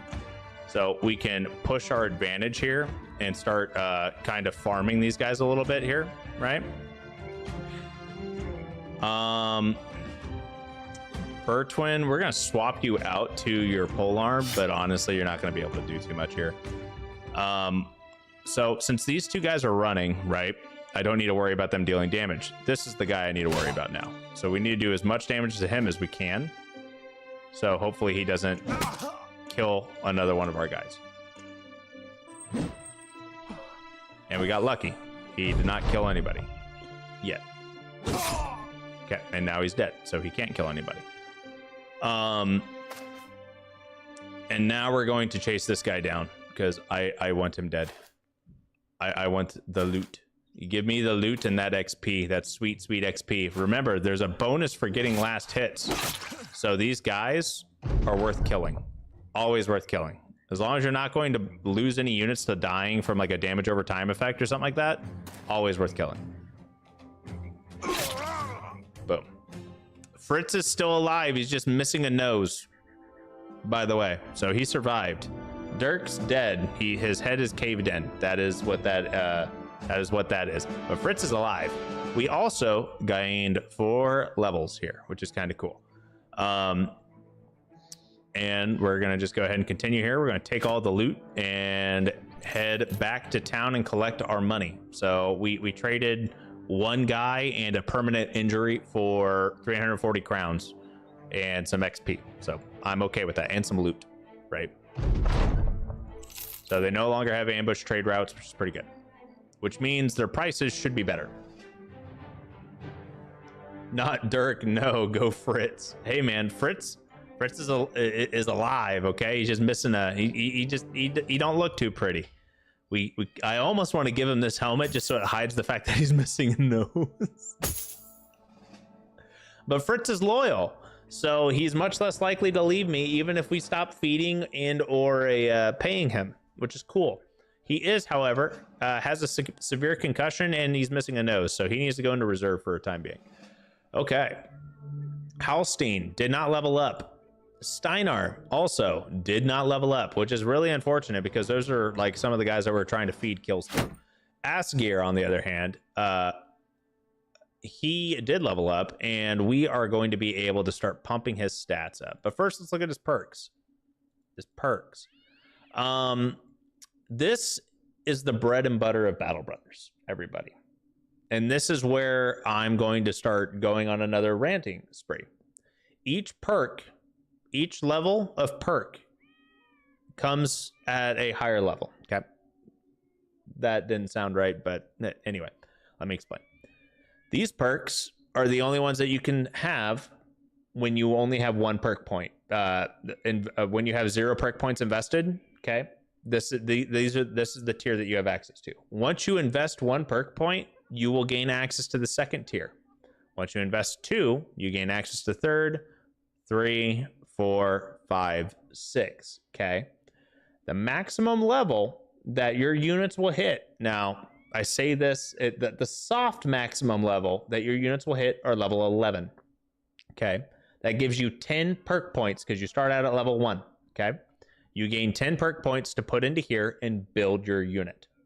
All right, your entire build is here. There are no classes, there's no nothing, like there's nothing special. Each unit can be a carbon copy of anyone else. The only thing that's going to separate them is their gear, their perks, and their stats. That's it. So learning what their strengths and weaknesses are and their stats will give you an inkling on how you should probably build them with their perks to make them better off with either survivability or damage output, and then you equip them accordingly. That is the name of the game. That is how combat and everything works. Okay. Now, each perk obviously has different things to do, and if you really want to get like really into it, there are people that play this game a lot more than me and know like a lot more niche strategies. If you were to go onto the subreddit, I bet you 95% of everybody's going to say, oh, just build them Fat Newt and call it a day. Fat Newt is meta. Fat Newt is it's a specific type of build. I think it's dumb, but I mean, it makes sense to an extent. It makes it to where you no longer have to put points into fatigue. I mean, anyway, there's different strategies that different players will use to make bros fit their playstyle, basically. Okay, now I need to move my face again, so we're able to go into how stats work on level up. Okay, Ass Gear here. I know that says like Ass Gear. You know, I'm going to rename him actually. Okay, Ass Gear here. He has stars. Okay, every unit will have stars to some way, shape, or form, right? What stars are is it's essentially a bonus to the role that they will have on level up. Okay, so what is a role when you level up? Click here to level up. Your stats all have different dice that will be rolled to add to them. You can select 3 of these stat dice per level up. Okay. Melee attack is a D3. You get a +1, a +2, or a +3. Okay. Anytime you get a +3 to a guy that's going to be in the front line and using a melee weapon, you just grab it. Okay. All right. So how does a star affect this? A star raises your minimum roll by 1. So melee defense can be a +1, a +2, or a +3. When you have 1 star, it is either a +2 or a +3. Does that make sense? Okay, what does 2 stars mean? Well, 2 stars mean no matter what, that die will always be a max roll. So the maximum roll you can get on resolve is 4. Okay. Every single level up, you will have the option of pumping 4 points into his resolve. That is how 2 stars work. 2 stars make it very static. There is no plus or minus. It's just, it is what it is. Very nice to have 2 stars. 2 stars are good. 1 star is not bad by any means. 2 stars and up are better. Okay, well, what does a 3 star do? So a base chance for range is, I want to say 2 to 4 for range attack. We rolled a 4. So 3 stars gives you either a max roll or a max roll +1. So you would get a +4 or a +5 to range stat on Burke the Swine, no matter what, every level. It's either +4 or +5. Everything else, just kind of, you know, goes everywhere. So what are the different stat die that are available for each stat?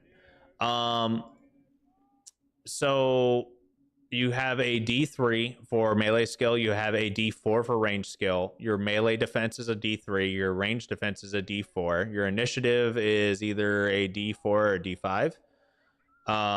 And your minimum roll, if I really want to say your minimum roll, you only have a range of 3 numbers, by the way. So when I say a D5, it would be a 3 to 5 or a like 2 to 5 or something like that. Okay. It'd be 3 to 5. A D4 is 2 to 4, right? So there's a +5 on HP, which is actually a really nice roll. Pretty sure HP is not a D5. I'm pretty sure none of these are actually D5. They're all like D4. But 4 is a max roll on fatigue, and he has no stars. So that's actually a really nice roll. It doesn't happen all the time. That's kind of like how this works. So just keep that in mind when you hire somebody. You look at their stars, and that's going to give you an inkling of how everything works. Now, earlier I said that the soft level cap is 11. There's a thing called veteran levels, and you can level up past level 11. However, you no longer get perks after level 11, and you no longer get to roll a full-on stat die like this when you hit level 11. In level 11 or up, you only get to add +1s to 3 different things. And you cannot add stats to the same stat over and over again. So I can't be like, well, I've got 3 level ups, I'm going to put them all into melee defense. That's not how that works. I would go melee defense, fatigue, and range defense, for example. Like, that's how it works. And I would get +4, +4, +3. So, by the way. But when you hit veteran levels, it's just +1s. Everything's a +1. So you really ideally want to kind of like gauge what everything would be by the time they hit veteran levels, right? So one way to look at that is with like Bertwin, for example. He has 57 melee skill. Well, melee skill is a D3. So on average, if you were to take melee every single level up, you're going to have a 2 on every roll. Okay. If there's 10 levels that you gain, you're going to have 20 more melee attack. Okay. You see how I did the math there? You take the average of the rolls, multiply by 10. Easy. So 77 melee attack isn't actually super high. It's not really high. Like, it's okay, but it's not super good. Either a 3 or a 4 for melee defense. So he'll have 35. Or actually, he'll have 38, right? So 3.5 times 10 is 35, plus 3, because that's what he started out with. He's going to have 38 melee defense. He's actually going to be really good as a frontliner when it comes down to defensive abilities, okay? Fatigue with 1 star, he'd be okay. Health, he has no stars. Not that great. Resolve, not that great. So when I'm looking at this guy, I know he's going to have a pretty high melee defense, and I know he's going to have like a mediocre melee stat because he at least had a starting out one that's pretty high. So what we could do is we can make him into somebody that's going to, you know, be able to at least attempt to do stuff in the front line, and have some really nice defensive capabilities. Or we can make him into an archer because he's always going to roll a 4 on range skill, and he'd have 89 range attack. And 89 range attack isn't awesome, but it's not terrible either. It's very viable for a thrower or for like a crossbowman, not like an actual bowman. But then you start thinking about it. Well, why would I have an archer or a ranged unit that's in melee range? So that's when you start realizing, well, I either have to pick one or the other. I don't want to do both, right? Because if you're doing both, then your unit isn't necessarily optimized for a specific role, and you're going to notice that they're lacking a little bit, right? So if I were to just do these 3 all the time, well, okay, they have okay melee skill, they have really good melee defense, and they've got like an okay range skill. Well, I know they're going to have a really good melee defense, so I might as well make them a melee fighter, right? Because this is like really good. Now, his starting stat isn't the best, but like a 38 ain't nothing to scoff at, and that's without like a shield. So I could actually give him a 2-handed weapon, and he would have pretty good melee defense, right? So if he's going to have really good melee defense, I could also look into either buffing up his hit points or fatigue and either give him heavier armor or increasing his hit points to where he has a little bit more of a health tank vibe to him. So that's kind of like the thought process you need to have when you're looking at each unit. And this isn't something like War Tales where it's like simple, hey, use career plans, max roll everything, here's your build layout, go do it. That's not how this works. This is every single unit is different and unique, and you have to figure out what the strengths are and what the weaknesses are. Mind you, every single background has a range of what their starting stats can be, and it can be like a variance of up to 10 on each stat roll. All right, so we could go hire another poacher, and he may have 48 melee skill, but he may have like 57 range skill, right? And they can all have different stars and whatnot. So every unit's completely different, and the name of the game of Battle Brothers is learning what to do with what you got.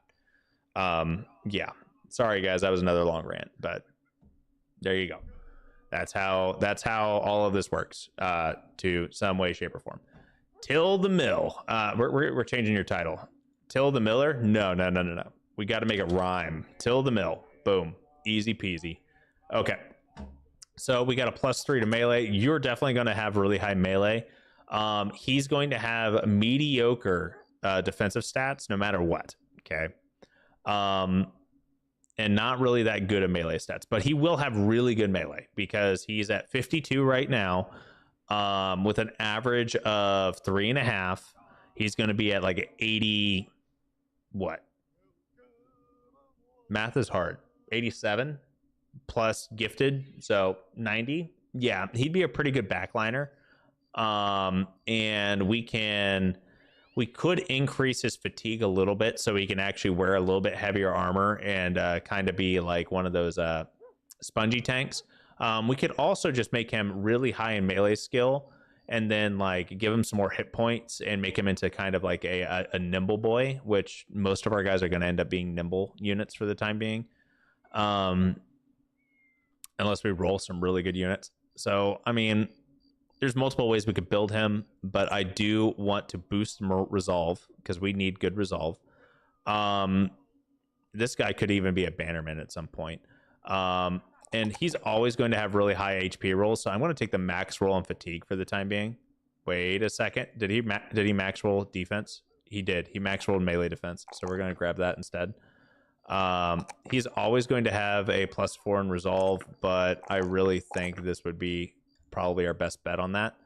And we're going to grab student as our starting perk. I typically like to grab student. It basically makes it to where they have a 20% XP buff, and whenever they hit max level, they regain the perk point. So it gets you to max level 20% quicker, and you get the perk point back. So it's like an investment strategy. Now it makes your unit weaker in the very beginning, but I mean,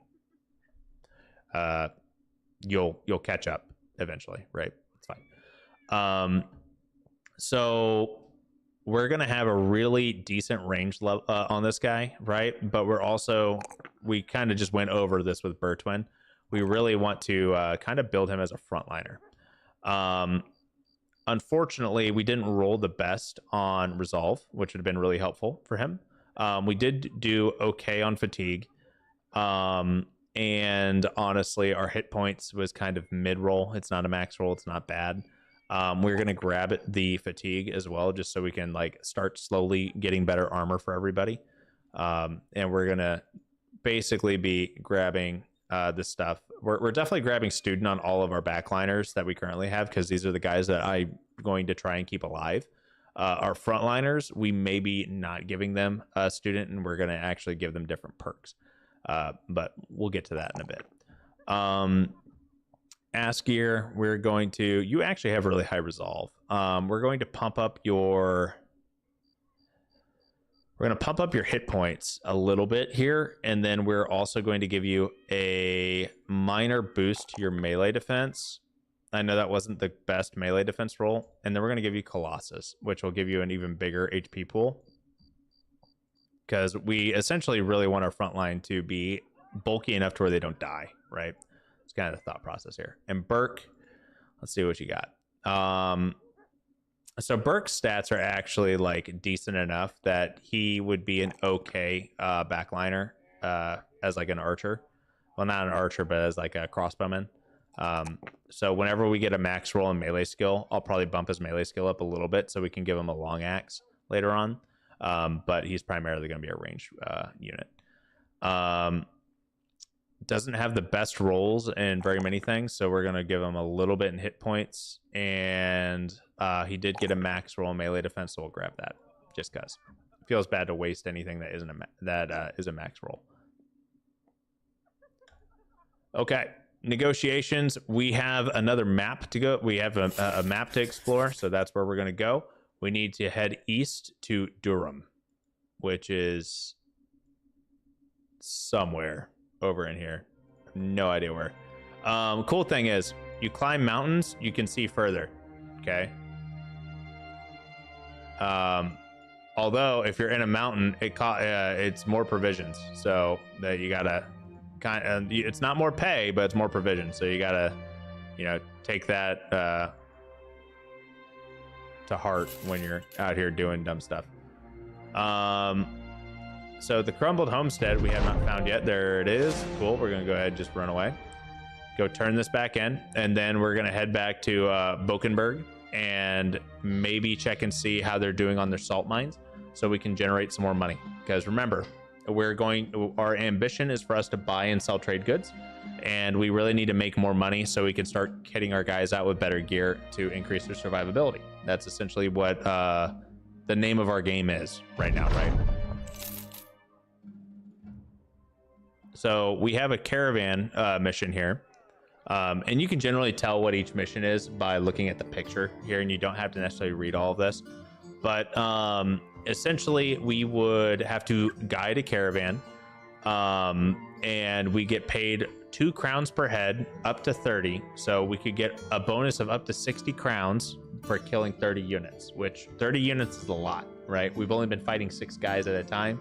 So that means we'd have to survive 5 fights on this caravan mission if we wanted to get our max bonus. We only get paid 150 when the job's done. So I'm going to hit accept, but I'm also going to say I need some time to think about this. So where is Brookwall? Brookwall is all the way up here. So basically, we would have to guard a caravan from here to here, which isn't really that far. That's why the pay is so low. But we get paid 150 crowns to go here, and we would get our food covered on the trip there. So that's kind of something to think about, but that's not something that I'm necessarily going to be up for. Now this one here, we're going to follow the tracks and we're going to return a golden talisman. We could definitely do that, and that's what we are going to do. We're going to grab that. And now we need to essentially look at hiring a couple of foot soldiers just to fill in our ranks, right? We've been losing a couple of units, so we're going to hire Torsten and Gisbert. I don't care what their stats are. I just need someone to plug into a hole, right? That is what we're doing here. Torsten is doesn't have the best stats, but it's okay. Gisbert actually has pretty decent range skill stars, right? Like it's like potential, like he's got proficiencies in it. But in the grand scheme of things, that's only 45 more. So we're looking at less than 85 range skill. So that's like the downside of having some guys that aren't really meant to have really high abilities in one thing when they get things that are like benefits for that that stat. It's cool and everything, but getting a really good poacher that has 3 stars in this, well, they're gonna just have a better maximum potential, and that's where backgrounds actually matter a little bit. Okay, but we got units for us to fill in our ranks a little bit, right? We have some beer that we could sell. Actually, we could sell some beer here. Maybe get a hold of some cheaper food. The music is beautiful. I don't have my headphones on, but if I remember correctly, a lot of this music reminds me of Age of Empires music. The sound effects in this game, like when people die, is really good, by the way.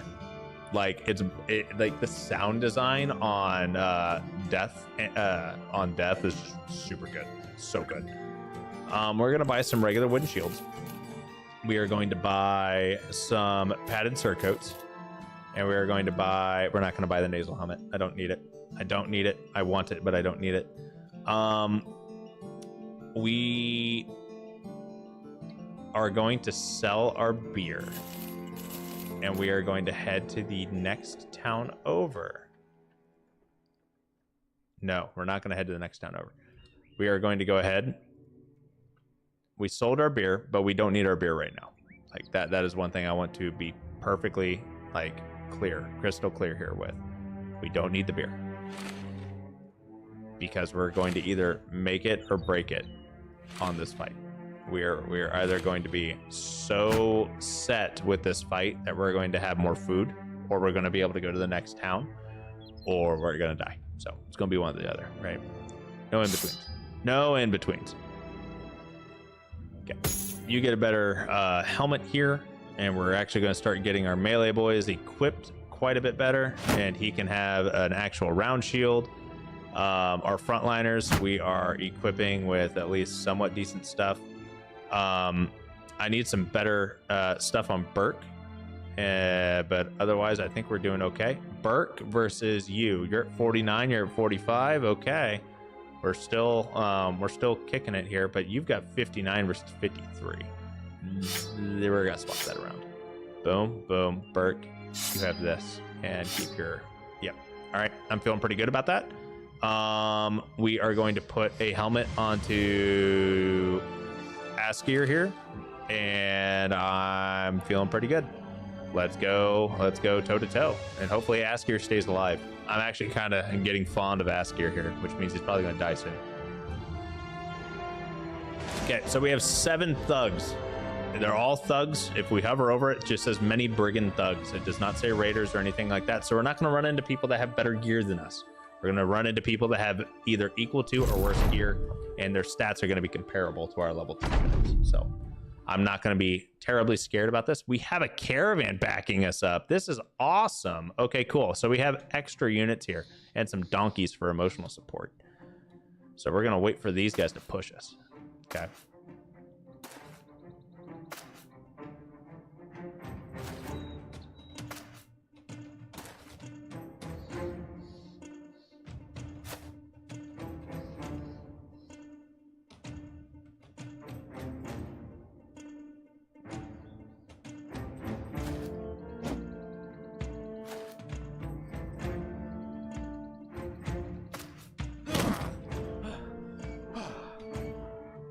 I'm not pushing him.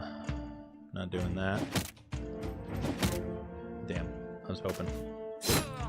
Cool, got a kill already.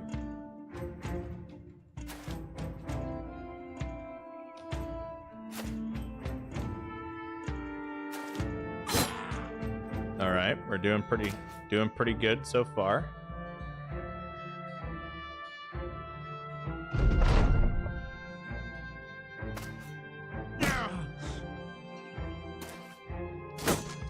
That went about the way I expected that to, honestly.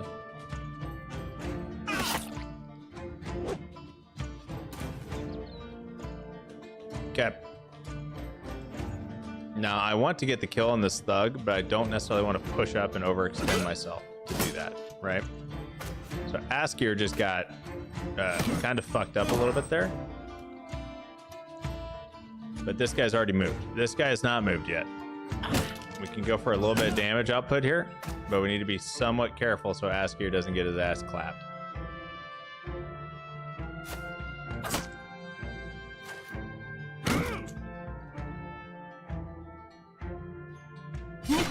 Cool.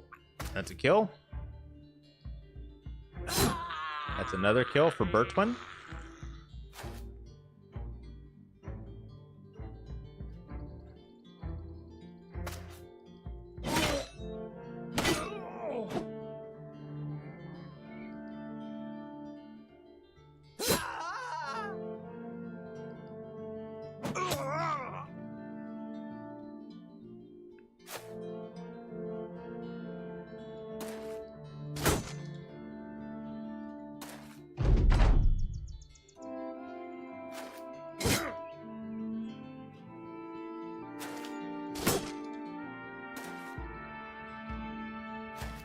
So don't steal my kill, damn it.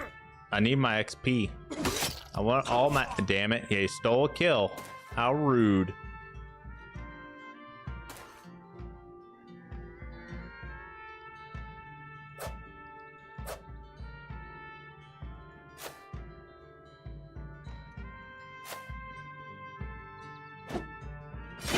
Rip. Lost one of our new guys. We didn't even get the... Oh, my lord. Okay, cool. Bert, okay, well, we lost Gizbert, but all things considered, we got a new padded surcoat, and we got Gizbert's gear back. So I'll take that as a W. That's pretty good. And then we're gonna go get paid.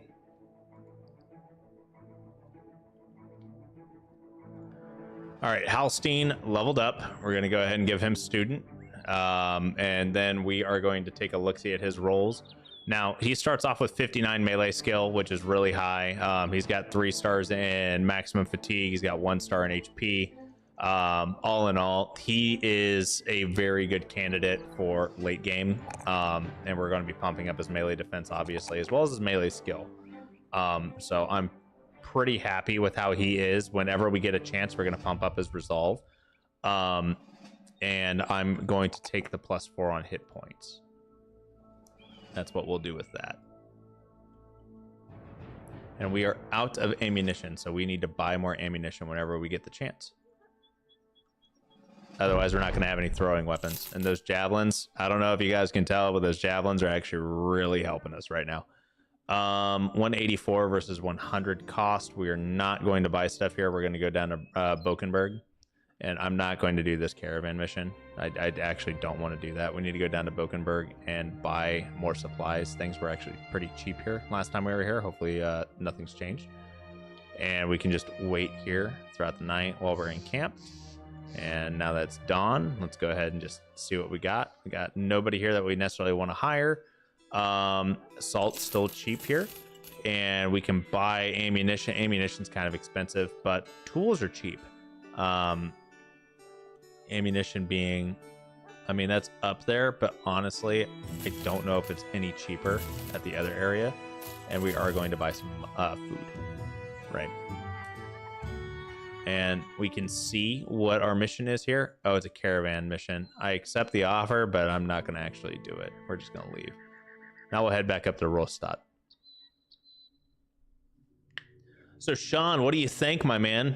What kind of what do you think of the game? And Bruce, if you're still here, do you getting a little bit better understanding of how Battle Brothers works? 458 on the salt. We made a decent killing on that, and we're all in all, we're actually doing pretty solid here. I kind of want to keep the two-handed mallet. That's 84%, but they're worth too much money otherwise, and I need to start selling stuff. Pro tip on selling gear: if it's made out of metal, you should repair it and then sell it. If it's made out of wood, you shouldn't do that. So anything that's tier 2 or higher, you should be good. So falchion is tier 2, short sword's tier 1. So this one you may not get much of a profit out of. The regular penknives don't repair. A butcher's cleaver don't repair. Slings don't repair. But like everything else, it really comes down to however much tools are. And you kind of want to think about it that way. Like if the average cost of a tool is 200 and you're taking 15 times 20, right?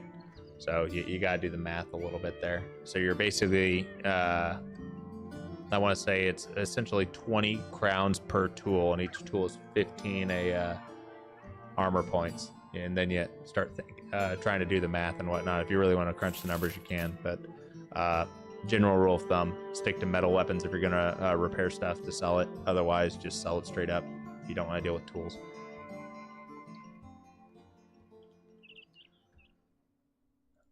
Okay.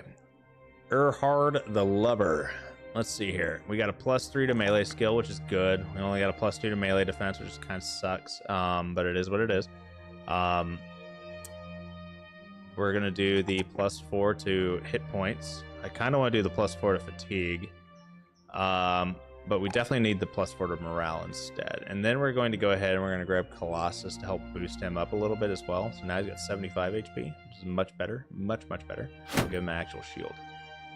Loving the vibe. Glad you did the tutorial. I love this type of game. Yeah, dude, this game, obviously, if people really want to see more Battle Brothers content from me, I can get videos out eventually. But I, to be transparent, have not really had as much time as I would like to make videos, and that's why videos haven't been really coming out.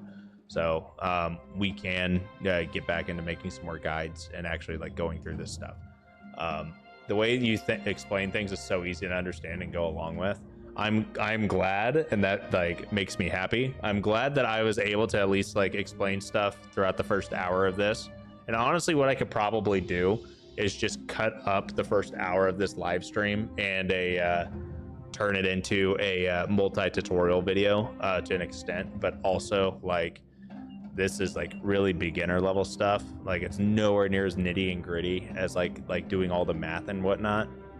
But generally, if you follow the general tips and tricks here, you should be fine, at least, and learn how to play the game. But I'm not a end all be all source of truth expert on this game or anything like that. So please don't take my word as gospel or anything like that. There's plenty of things that I do not know about this game.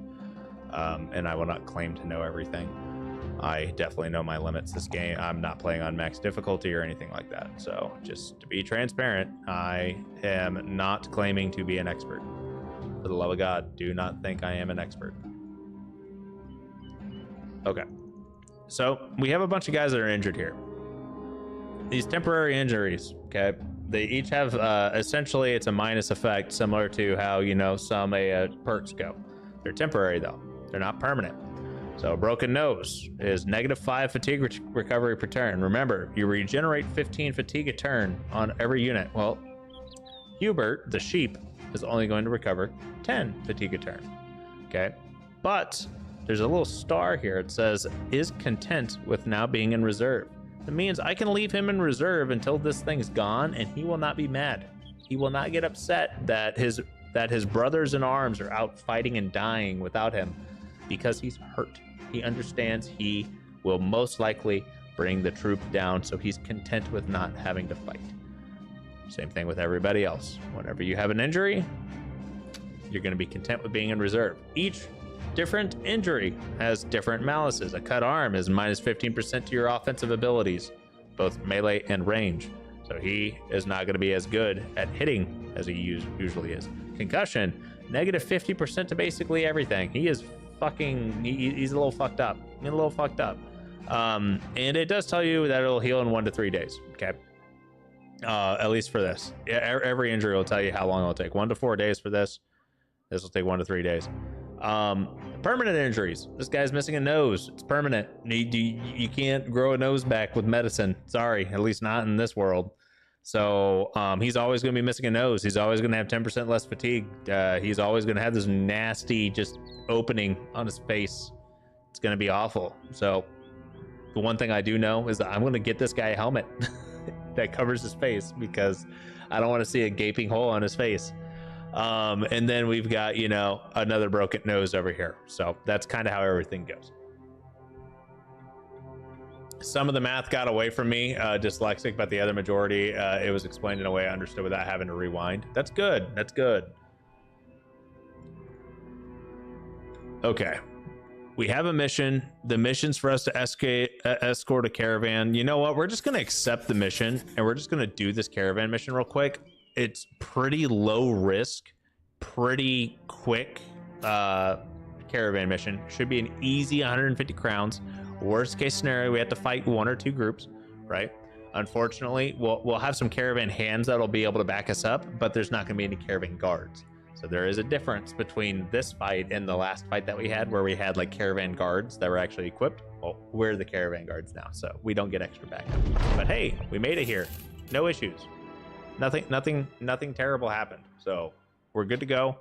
We're here. There's a well-supplied marketplace, so we may actually be able to buy something for cheap.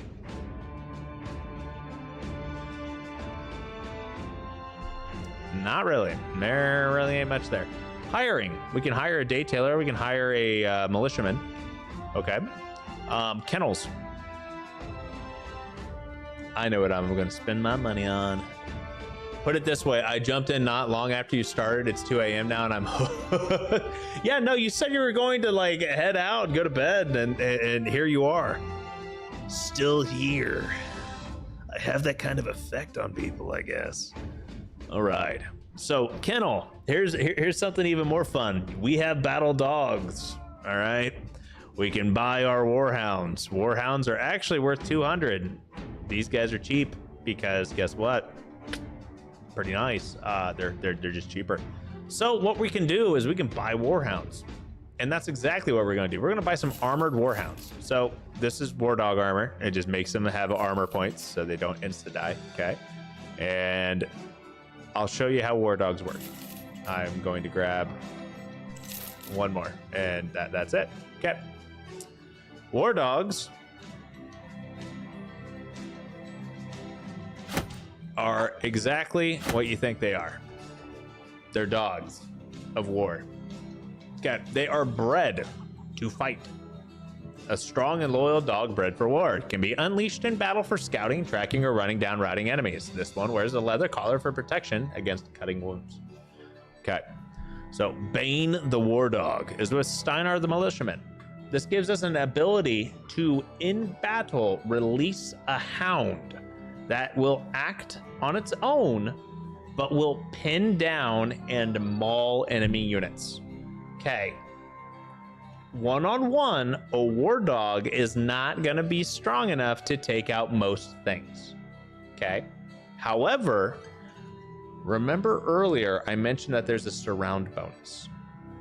For every enemy unit that is around somebody, there is a 5% increase to hit chance. Okay, you can use war dogs to simulate another person because it's technically an enemy unit to your enemy, right? So that will give you a 5% bonus to hit, as well as the dog a 5% bonus to hit, just by having the two of you around it. Well, what happens if you have a pack of dogs? There's 6 sides to a hex. We can do the math real quick. 25% increase to hit chance. That's base, just by being completely surrounded, and they can't move. So, war dogs. Plus, they work really well at tying people up so you can run away. And I'd much rather spend 200 crowns on a war dog than take a huge morale penalty for getting someone dead. Yeah. Yo, hey Clyde, the God, our God, we have received your gospel. Oh my God. Yo, what's up, Sora? How you doing, homie? You doing well? Did you have a good day at work? Did you miss me? I know you missed me. I don't even know why I asked. All right, Torsten, congratulations. You now have a full shield. We're slowly moving up in the world here, boys. Yeah, I'm feeling pretty good. Feeling really good. We got ourselves some dogs. We've got some money. Not much money. We've been spending money. We've been burning through the whole. We got some holes in our pockets. But we got money. We got food. We got tools. We're running out of supplies. We actually may not have enough supplies to heal everybody that we currently have. But otherwise, I'm feeling pretty good. Let's go over here to Eisenberg. And we're going to see if they got any work for us, right? We got a couple of 1-stars, and I'm okay with that. Okay. Over to Gronenberg, a day to the south. Okay, we'll think about it, because there may be something here that's close by. Follow the tracks, return the... Okay, so here's the strategy here. When you see a caravan mission that's really close by, it's always worthwhile to set that off to the side so you can pick it up, right? However, when there's multiple missions, you want to see every single mission that's available first before you pick one. Because what if there's a really, really good mission that pays a lot, or it's a really easy, fast mission that you can do and then make it back to town and then pick up the other contract? Like that is what you should be doing.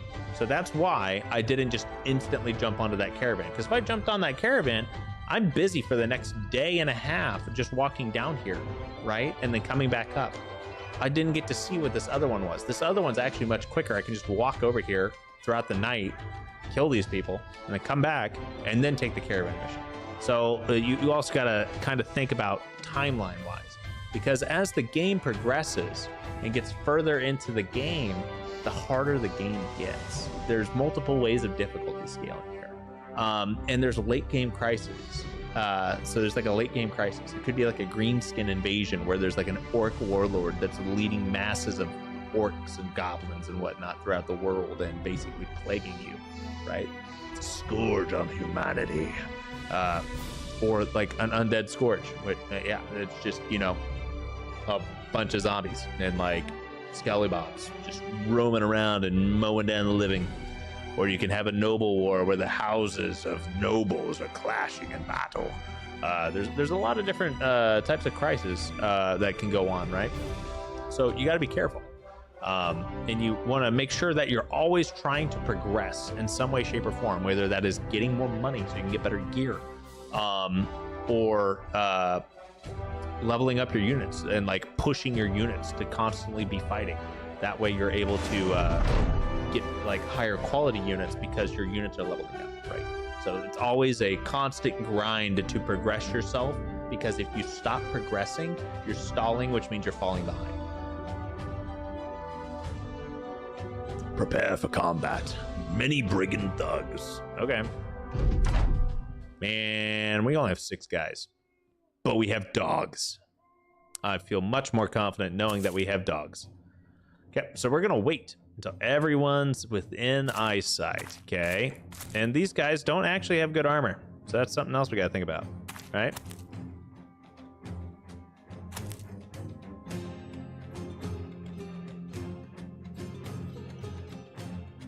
All right, Wind, go get them. And instantly on top of them, which is funny. You can go get them too. I think that one's Bane.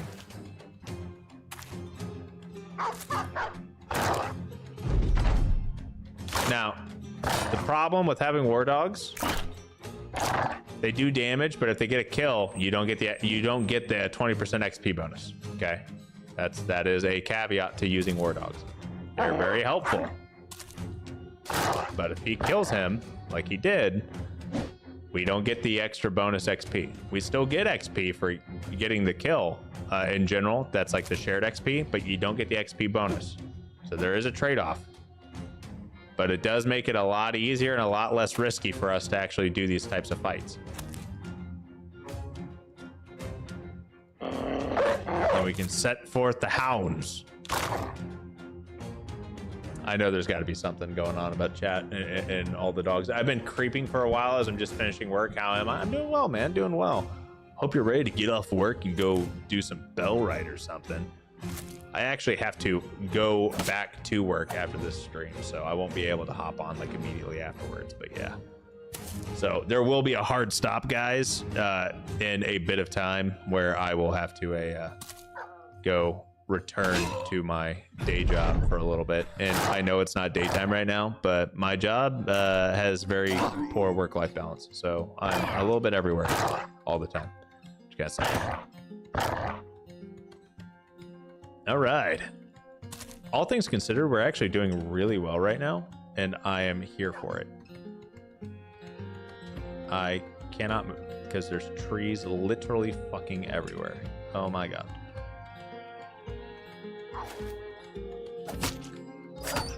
I really don't want Strider to die, but if he does, I mean, at least it wasn't one of our units, and it was a war dog. War dogs are more expendable than units because war dogs can't level up. Units can.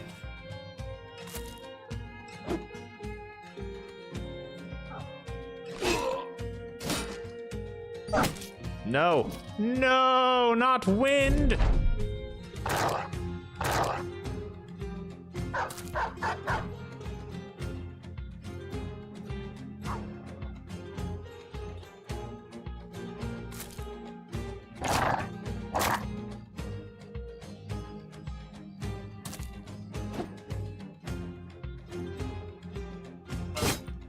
There we go.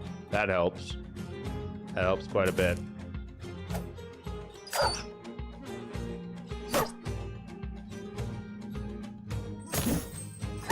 Oh, Wind's dead. That's unfortunate.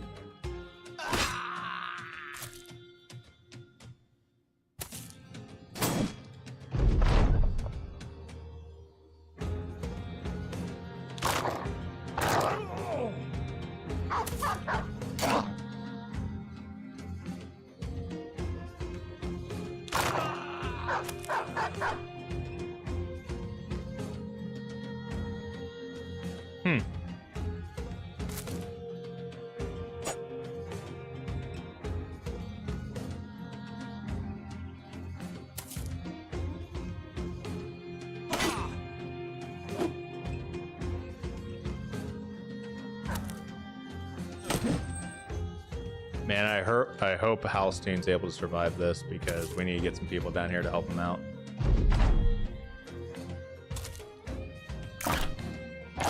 All right, dogs are on the way, and dogs can move very far.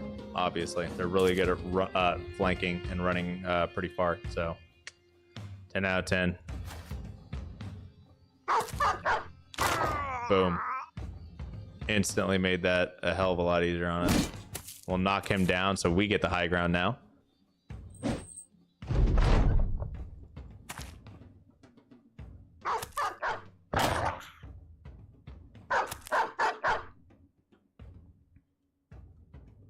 A lot of these guys aren't going to have the opportunity to actually get to him. So I just want us to have the opportunity to, you know, get everything. Okay, so we got a lot of levels, right? Like 3 people leveled up. We got some okay loot. We lost a dog, but that's okay. Like, worth it. So let's see here. After the battle, okay. So we have a guy that's basically offering us, offering to pay us for how much, essentially how much we would get paid to complete it, except a little bit more, right? And he's the guy that actually hired the thieves. And if you accept and take more money and sell it to him, then you lose a lot of relations with this town, with whatever town that you took the contract from. So that's just something to be mindful of. You can do that, and there are repercussions. It's not like so bad where, you know, you're never going to recover again or anything like that. But he will piss off that town for a little bit. That is a certainty. Yeah, we're gonna try to bump up some of this guy's stuff here. We'll also give him a Colossus just to make our standard frontliners a little bit better off. Okay, Gifted. And this is something that I was talking about earlier. This perk basically gives you a maximum level up roll, no matter what. So Gifted is going to be pretty helpful for us on a Birchman here, since we're going to be pumping up his defensive stats and whatnot. We're going to get his resolve pumped a little bit, as well as his offensive stat. Melee defense, pretty good here. We're going to take the 4 to HP, and we'll take the 4 to resolve again, since he only got a 3 on fatigue. But this is overall that the level 2 power spike's pretty good, because now Birchman has a really decent melee skill in comparison to like the rest of our units, and he also has a pretty high melee defense. And we could, in theory, actually start rotating him forward, because he's comparable. If we were to give him a shield, he'd be comparable to like Steinar or Halstein, right? Because he's got higher melee attack than Halstein, and he'll have better melee defense. And then Burke, we're also going to do Gifted. Gifted's honestly pretty good. It's a little controversial. Some people don't like it. I used to not like it, but you know what? It's grown on me over time. I can't remember if I actually put points into this or not, but you know what? We're going to anyway. And we're just going to pump up his range abilities here. With ranged units, you typically want to have a higher initiative, so you're able to whittle down enemy units before they get to you. It's not going to be the end of the world here with this, so we're instead going to use pump up our range skill. We're going to take a little bit in fatigue here. A minimum roll and resolve isn't really worth it, but technically this is a minimum fatigue and a minimum hit points roll. But I mean, we rolled like shit across the board. That's a minimum roll. That's a minimum roll. That's a minimum roll. These are all actually like minimum rolls. So yeah, not that good. We'll take the more HP though.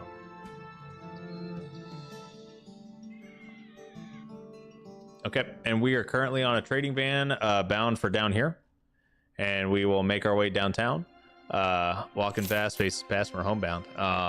And let's go ahead and get a little bit of payment here. It's only 260 crowns upon completion. If we run into anything, we'll be fine. It's 4 crowns per head, up to 15. I don't think we're going to be fighting 15 enemy units. This is a pretty not a long path, and there's not too much wilderness in here. There's a lot of towns around here, but there is a group of brigands here of 9. So Oh, but they're running because we had our watchtower nearby. So there we go. Now, that would have been a spicy meatball, but yeah. Okay, disbanded troops. With the local conflict now solved, many levied troops and their weapons are no longer needed. A good time to grab a bargain or hire experienced new men. So this is actually a good thing for us. We'd be able to actually get a hold of some pretty decent units to an extent. And then we can also potentially get a hold of some decent gear for cheap, like this basic mail shirt for 260, 246. Yeah, that's totally worth it. All of this gear is actually super cheap right now, and that's exactly what we're going to be doing. We're going to be stocking up on gear and people. We have a couple famed items here. So there's obviously tiers of weapons and whatnot, right? Famed weapons are unique weapons that are just named counterparts and have a rolled variance of effects. Okay. It's not like something super awesome necessarily. Like, it's not like, oh my gosh, this does like 30 fire damage or anything like that. It's nothing like that. However, they could roll higher on durability. They can roll higher on minimum and maximum damage. They can roll higher on how much damage ignores armor, how much their damage effectiveness is, bonus hit to the head, reduced fatigue cost. That's the kind of thing that we're talking about here. So this one right here, it has a like, I don't know the actual maximum rolls in comparison to what like these would be normally. So this is a two-handed mace, so that's essentially a two-handed flanged mace, right? And no, it's actually weaker than a two-handed flanged mace. This is a something else. But this does 60 to 75 damage. This does 75 to 95 damage, so it's weaker than a regular two-handed flanged mace, and it has less durability, which means that this is not a max tier mace unique variant.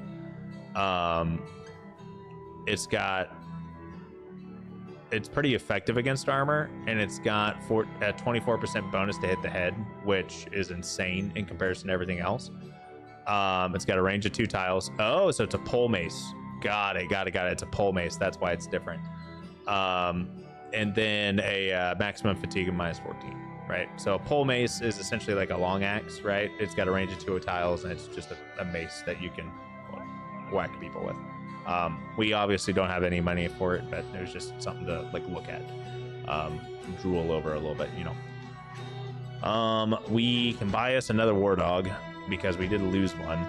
We don't have extra collars here, so we won't be able to give it armor. But I think we're okay for the time being. I don't want to go too low on funds. I definitely want us to continue to be mindful of that. And all of our guys that are in reserve are actually back to being healthy for the most part, so we should be okay. Torsten, congratulations. You have survived long enough to get upgraded gear. Halstein, we are going to give you this piece of gear. And Bertwin, you're getting an upgrade to gear. And Earhard, you now have better gear too. So this is where things are going to start getting interesting, because we're going to start doing a pivot, like what's the words I'm thinking of here? Like a changing of the guard, right? So our back line is now going to be for our weaker units, and not necessarily the ones that we plan on using long term, just so we can get our frontliners a little bit more experienced, as well as get our backliners, like make sure that they're safe enough to where we can actually get them leveled up and do a little bit better with them, right? And we're going to head back up here to Bokenberg, and on the way we're going to take a look at our gear and make sure our formation's actually set fairly well here. Now, we are losing out on quite a bit of gear. Like, we need better armor for the most part, but I think we can manage for the time being. We'll put padded leather on Steinar. That way he's got an upgrade. Actually, we're going to swap Steinar, give him the leather lamellar, and we're going to give him the padded, because Bertwin's going to be a backup frontliner. Hubert, we're going to give you the padded surcoat. Asgear, actually, No. Askir is going to get that because Askir is actually not bad. We'll move some people around a little bit here. And we'll slap Hubert back in. And then Fritz, we're going to put you back in as well, homie. And I'm feeling pretty good. We need to give you a shirt, obviously. And you need a helmet. And I'm feeling pretty good. Fritz looks a little worse for wear, but hey, I mean, he's healed up and we still have medical supplies. So all's well that ends well. We got 10 guys that are ready to fight. And we're on day 8. We got ourselves a mission, and it looks like we have ambush caravans, which means we've got a fight here. We're gonna probably have to drive out brigands from an area. Drive off brigands from Forgotten Fort east of Bokenberg. We can do that. If we drive off these guys, we should be able to buy some more salt. We don't have enough provisions to actually get here and back, so we need to buy more food.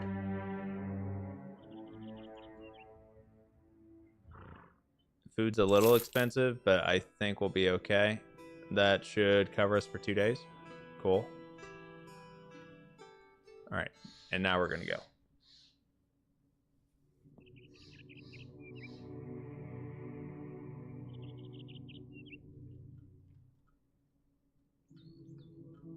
Okay, but all things considered, we're actually doing pretty good here. Now, if I was on expert, probably wouldn't be doing as good, but I think we're doing okay. So we're up against 7 enemies here, and I know 3 of them are thugs. I'm hoping that all of them are thugs, but I know at least 3 of them are thugs.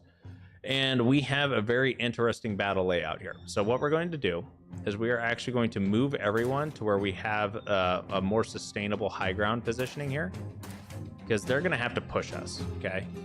That is what I'm going to make them do. And I want us to have the high ground at all times at this point, right? So if we can manage to get our guys over here, I think we'll be pretty well off. But we have to break our line and formation in order for us to do that.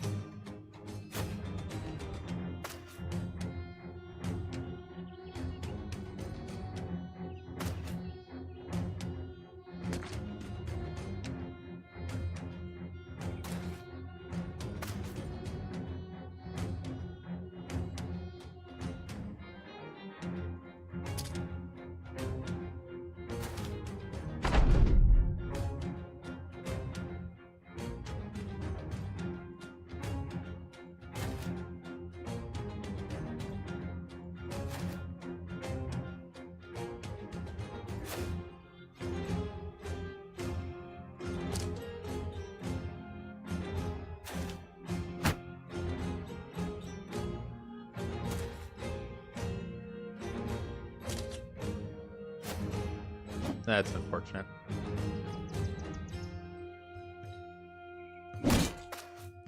Okay, so we were able to shield bash him back and then get onto the high ground. So now we actually have the positional advantage that I was wanting. And I'm feeling pretty good now. I feel like we've got a pretty solid formation here. I've got a couple extra units that we'll be able to move up here to back up Steinar. And then Halstein, who has our best gear, will be taking the brunt of the assault here, which is what we do want. We want that. Steinar is going to be able to pile up a bunch of bodies here as well. And we're going to get Askir to help out this flank, and we're going to get Burke as well as Bertwin to help back up a Halstein. And we can always dog dump as well. That's something we need to be mindful of as well. That's always an option. Okay, looks like they're going to be trying to rotate this way. So what that means is I need to get a couple of these guys down here. Probably Hubert or maybe Torsten need to come down here. I want to keep Steinar up here to protect this flank. And we're going to move Erhard right up here. That way he's got high ground on almost all sides of him. and he cannot be attacked by someone that's 2 tiles lower. So we should be pretty well off here, and we can always just, you know, throw a spear or 2 and get this guy nice and low.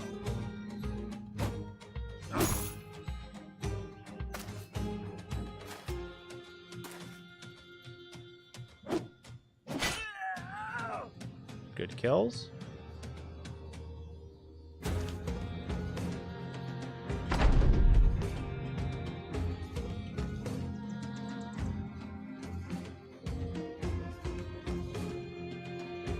And unfortunately, defensive battles, they do take a little bit of time, right? We gotta wait for everybody to come to us, but it's got the highest likelihood of us being able to survive with minimal casualties, which is why we do it.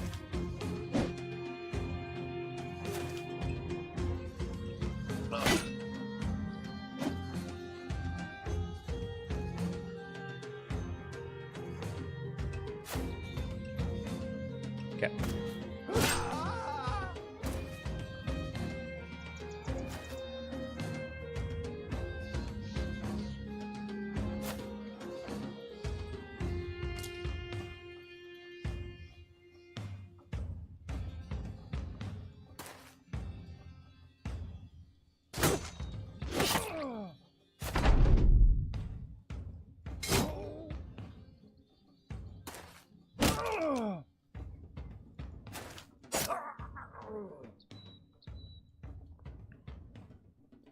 All right, Torsten, we could definitely get you pushed down here, but I'm not a huge fan of doing that. We can definitely just see if we can get these guys a little bit lower. And now's when you release the dogs.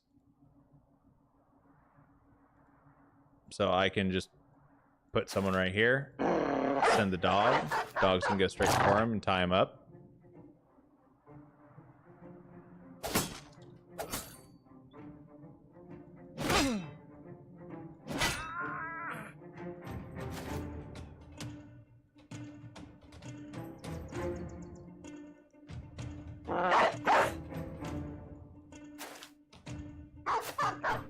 Oh no, we're running you down. These dogs are gonna tear you up, homie. I just hope he's not able to do too much to the dogs. Sure would suck if we lost both of those dogs because we were being a little greedy. So that's why we're gonna send a 3rd dog. We don't have a 4th dog. Our 4th dog's dead. But 3 dogs is pretty good. If you get surrounded by 3 dogs, you're basically foobarred.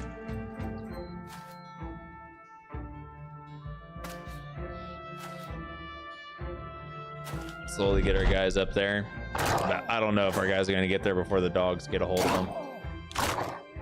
Yeah, it doesn't look like it. Looks like he's done. Yep, he's done.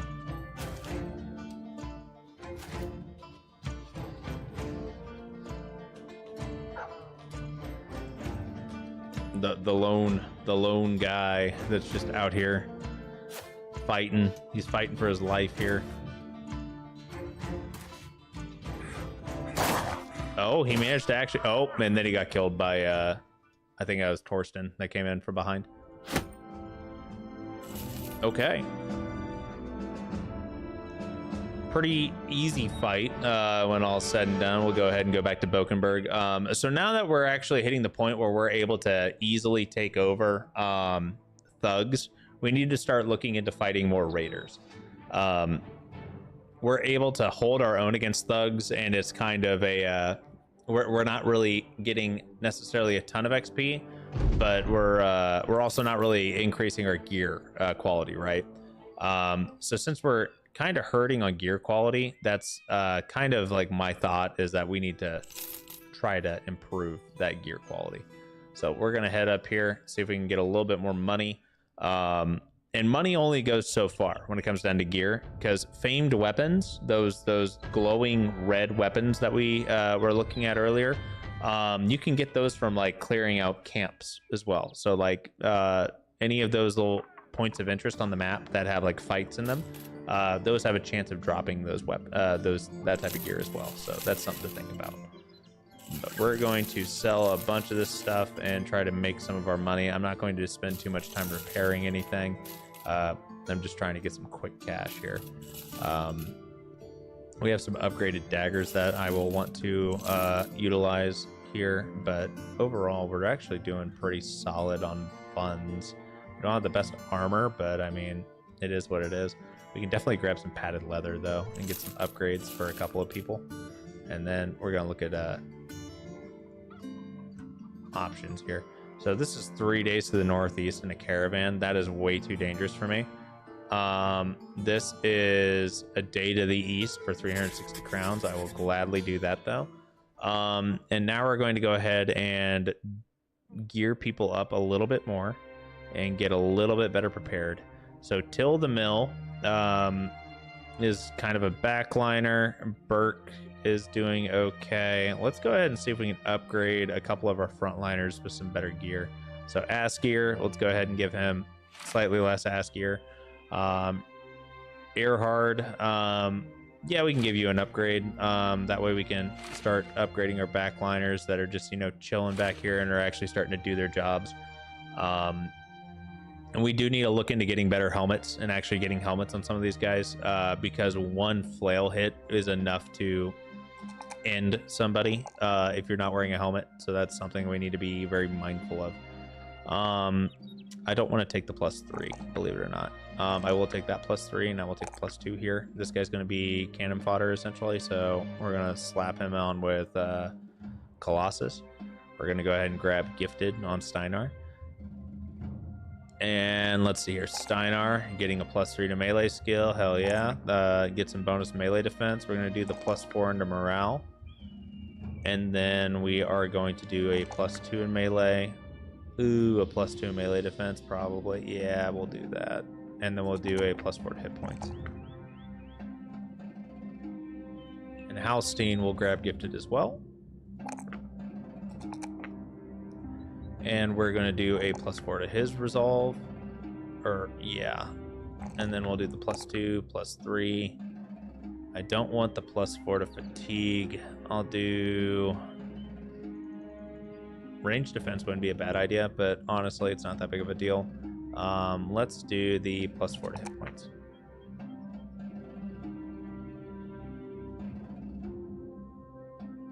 Okay, and we need to go to Jadden Sea, wherever that is. Oh, it's way over here. Okay, that's not that big of a deal.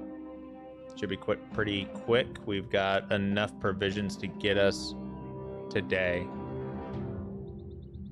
We won't have enough provisions to get us further than that, but I mean, we should be able to buy food once we get over here. And I don't think any of our food's expiring today. Let me double check. Nope, we're good. Our food will spoil in 5 days. We'll be fine. We'll eat our food before it spoils. And that's an important thing to think about, by the way. Okay, we're getting backed up by a caravan. This is best case scenario for us. This should be a really easy fight. And it is definitely an easy fight. Oh, lordy. This is free XP right here. Free XP and free loot. They only have one donkey, so it's actually 16 of us versus everybody else, which is actually pretty cool. Once they get a little bit closer, can I get a headshot? Man, that'd have been cool.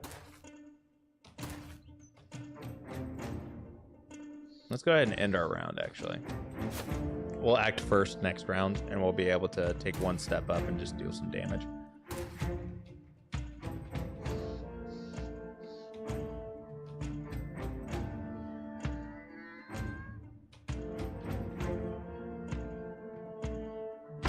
Okay.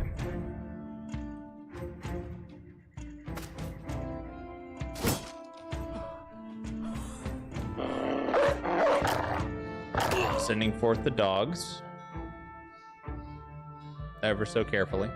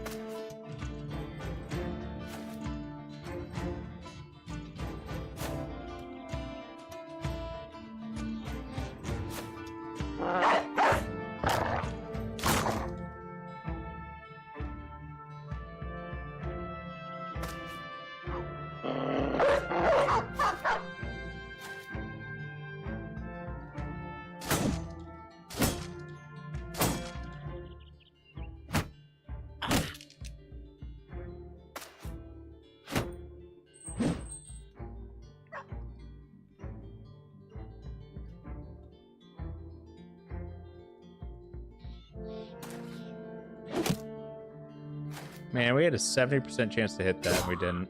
That's so sad. Ouch. One of our dogs is almost dead.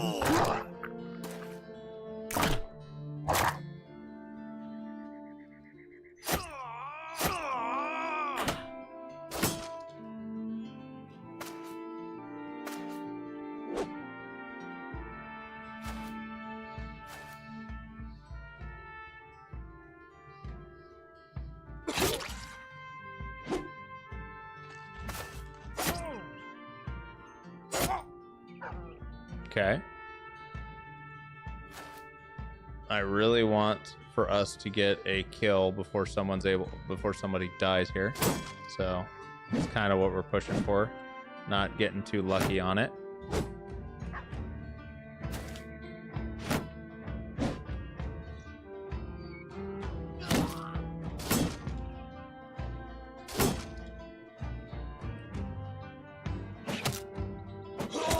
Okay.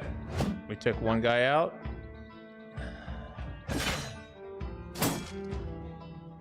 All right. All things considered, we're doing okay.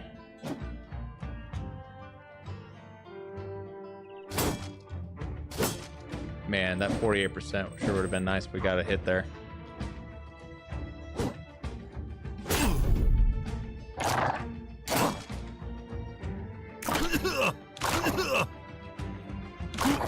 Okay, we're actually getting through this guy's armor now. He has no armor, so we should be okay now. On him. Okay, the big two-hander guy's dead. We got a headshot in, clip that guy's ear. This guy's getting surrounded. He is basically foobarred. This guy's pretty much dead as well. He is dead. Cool.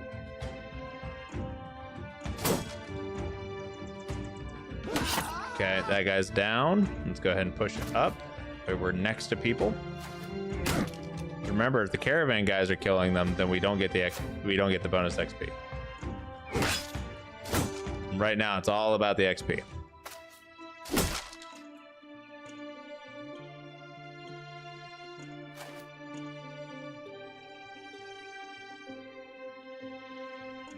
Hubert's pretty messed up. I don't want him doing any of this. We'll let the dogs do their jobs, right?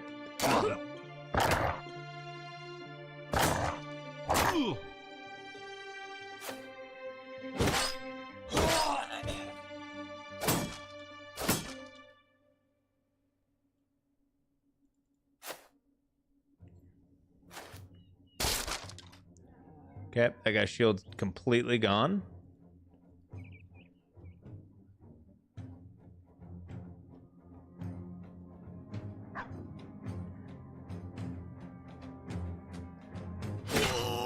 Big hit, and he's dead. Okay, we didn't lose anybody. We got some decent loot from that. We did take a lot of damage though, so we absorbed a lot of that damage there that the caravan probably should have taken instead, but that's okay. We gained XP, and that's kind of all I was really after for that, right? So I'm okay with this. So since we only rolled a 1 on melee skill, I'm not going to take that for Earhard. Instead, I'm going to go for the more defensive abilities here. Now, we can also grab Gifted to help pump up his abilities right now, but we could also give him Dodge. And Dodge is honestly a little bit of a trap because his initiative won't be super high because initiative gets affected by fatigue. But it does help him have a little bit more survivability with his defensive, with whatever his defense is, right? We could also grab 9 lives. 9 lives is really good. It basically makes the last HP like you don't die until after you get knocked down to 0 HP twice. It makes you survive with 1 HP, but the next hit will basically kill you. So we're going to grab Gifted to help pump him up a little bit, but he's not going to be a student or anything like that. We'll grab melee skill to make sure that he's a little bit more viable as a frontliner. We are going to pump up his fatigue a little bit because he doesn't have the best fatigue, so he kind of needs it to an extent. Now, Fritz is missing a nose, so I already know he's not going to be super great, right? But we're going to go ahead and try to keep him somewhat decent. Ugh. Just me, or is it a bit hard to make out the units when in combat? Who's not visual? Who's who not visual was getting confused fast. Who was good and who was bad. So good units face to the right, bad units face to the left. That's all you got to think about. All of your units face to the right, so they're all right facing, and you will always start on the left side of the map. Bad units will always be left facing, and they start on the right side of the map. But yes, it can be slightly confusing. Yep, that'll work. And we'll do gifted as well. So I'd need better raw stats. Give me better raw stats, please. The best raw stats. Okay.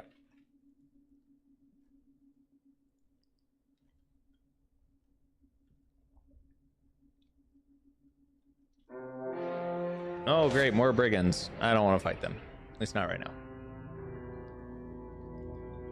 I want to turn this little questy quest in so we can get some money. Give me money. What do you got? What you got for us?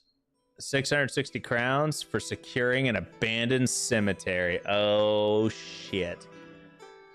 Oh boy, what do we have for gear here? We don't have anything either, but I need food, so I need to buy the food.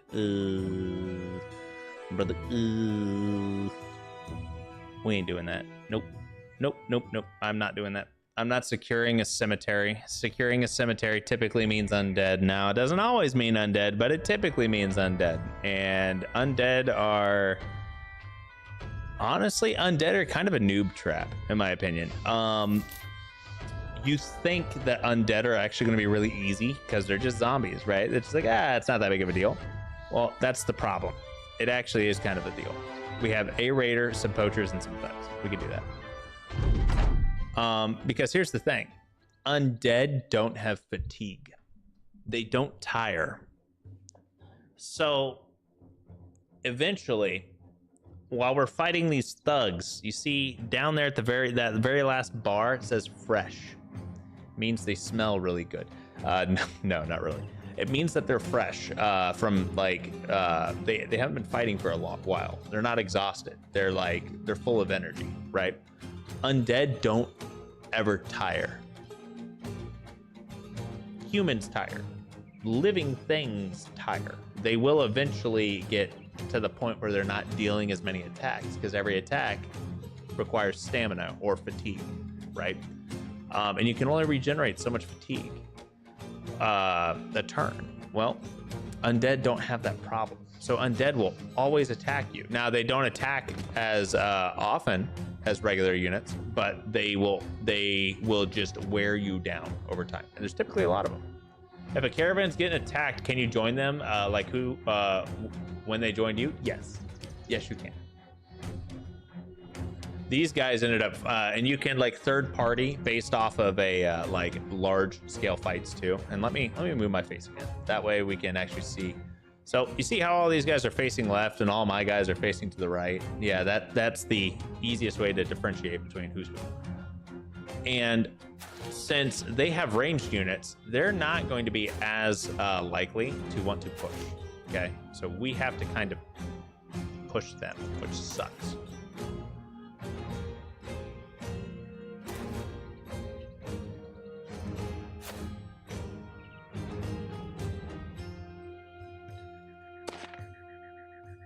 Hubert's got a bruised ankle. I just saw that. So he's not going to be able to move that far. We'll get Birchman up here to help support.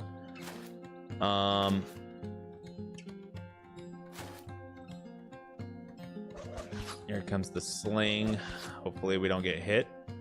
Doesn't look like it, which is good. So the way the AI works, right, is if you have less ranged units than they do, they will not push. But if you have more ranged units than they do, they will push you because they know you can sit at the back of the map and just lob arrows until you run out of arrows, right? But if they have more arrows going your way than you do coming back, then they'll be like, oh, we can just sit here and wait, whittle them down real quick. That's kind of how that works. So that's why I have to push these guys, because we have a guy here with a bow, we have a guy here with a sling, and we only have one guy that has ranged weapons, and that's our little javelin thrower, because throwing weapons are pretty strong. Early game, that bow and sling, it's not that good. Yeah, it's pretty bad.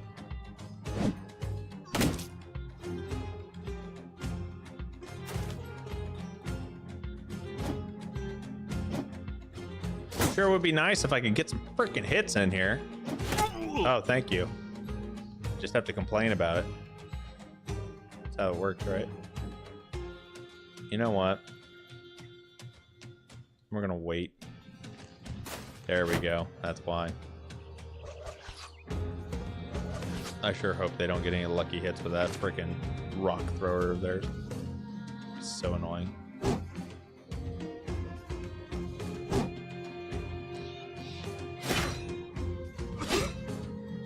Okay, well, I could push up to get an extra surround opportunity here, and I think that's what we're gonna do. That's what we did. And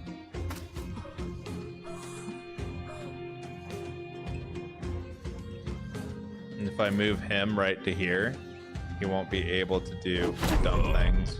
This guy can't do his thing. However, now Fritz is, you know, literally in the thick of it. So obviously that's not the greatest thing since sliced bread, so he's in danger. We need to get him bailed out. Hubert up here is not doing too hot either, so we may need to get Hubert out, or at least try to bail him out as best we can. This guy's now fleeing. Good news. That guy we hit in the head. That guy we hit in the head. Drop a dog. Have the dog go up here and start doing dog things. So that should bail us out a little bit here. Fritz is getting a little bit of a toughie, so we're gonna go for a couple stabs here, and then we're gonna go high ground, stab. That worked pretty well. Fritz is probably dead. Nope, not quite. Fritz is close to being dead. Okay, we got a huge morale kit hit. Fritz is dead. That he may be missing a nose, but now he's missing a chunk of his brain. He's gone. He's dead, Jim.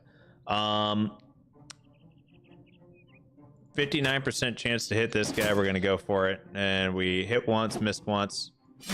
We got the kill on that. We're gonna push up here and see if we can get a kill. We did. This guy's dead. Triggered a morale penalty that caused 3 of them to be fleeing. One guy's confident because he just killed Fritz, but we're gonna teach him how that was a bad idea.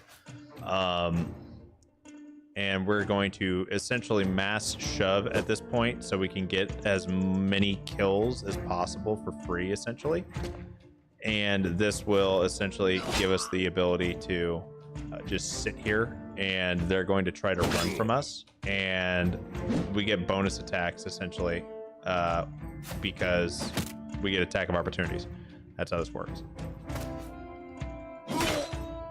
So we lost Fritz, but now all these guys are gonna be running, and they're just gonna get dogpiled by us, right? Like this. And now there was one guy, and then there was one. Our dog comes down here, triggers the flee, and now we can just go. We just wait here, take him out.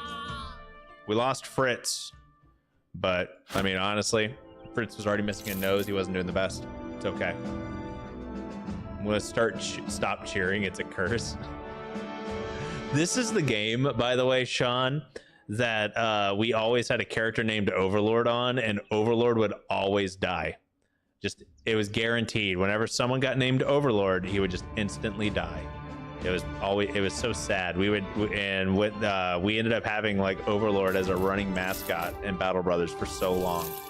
So that's kind of how that running gag started, and why every now and then we'll have an Overlord character whenever we're able to name units, because I played a lot of Battle Brothers on live streams, and it just became a running gag.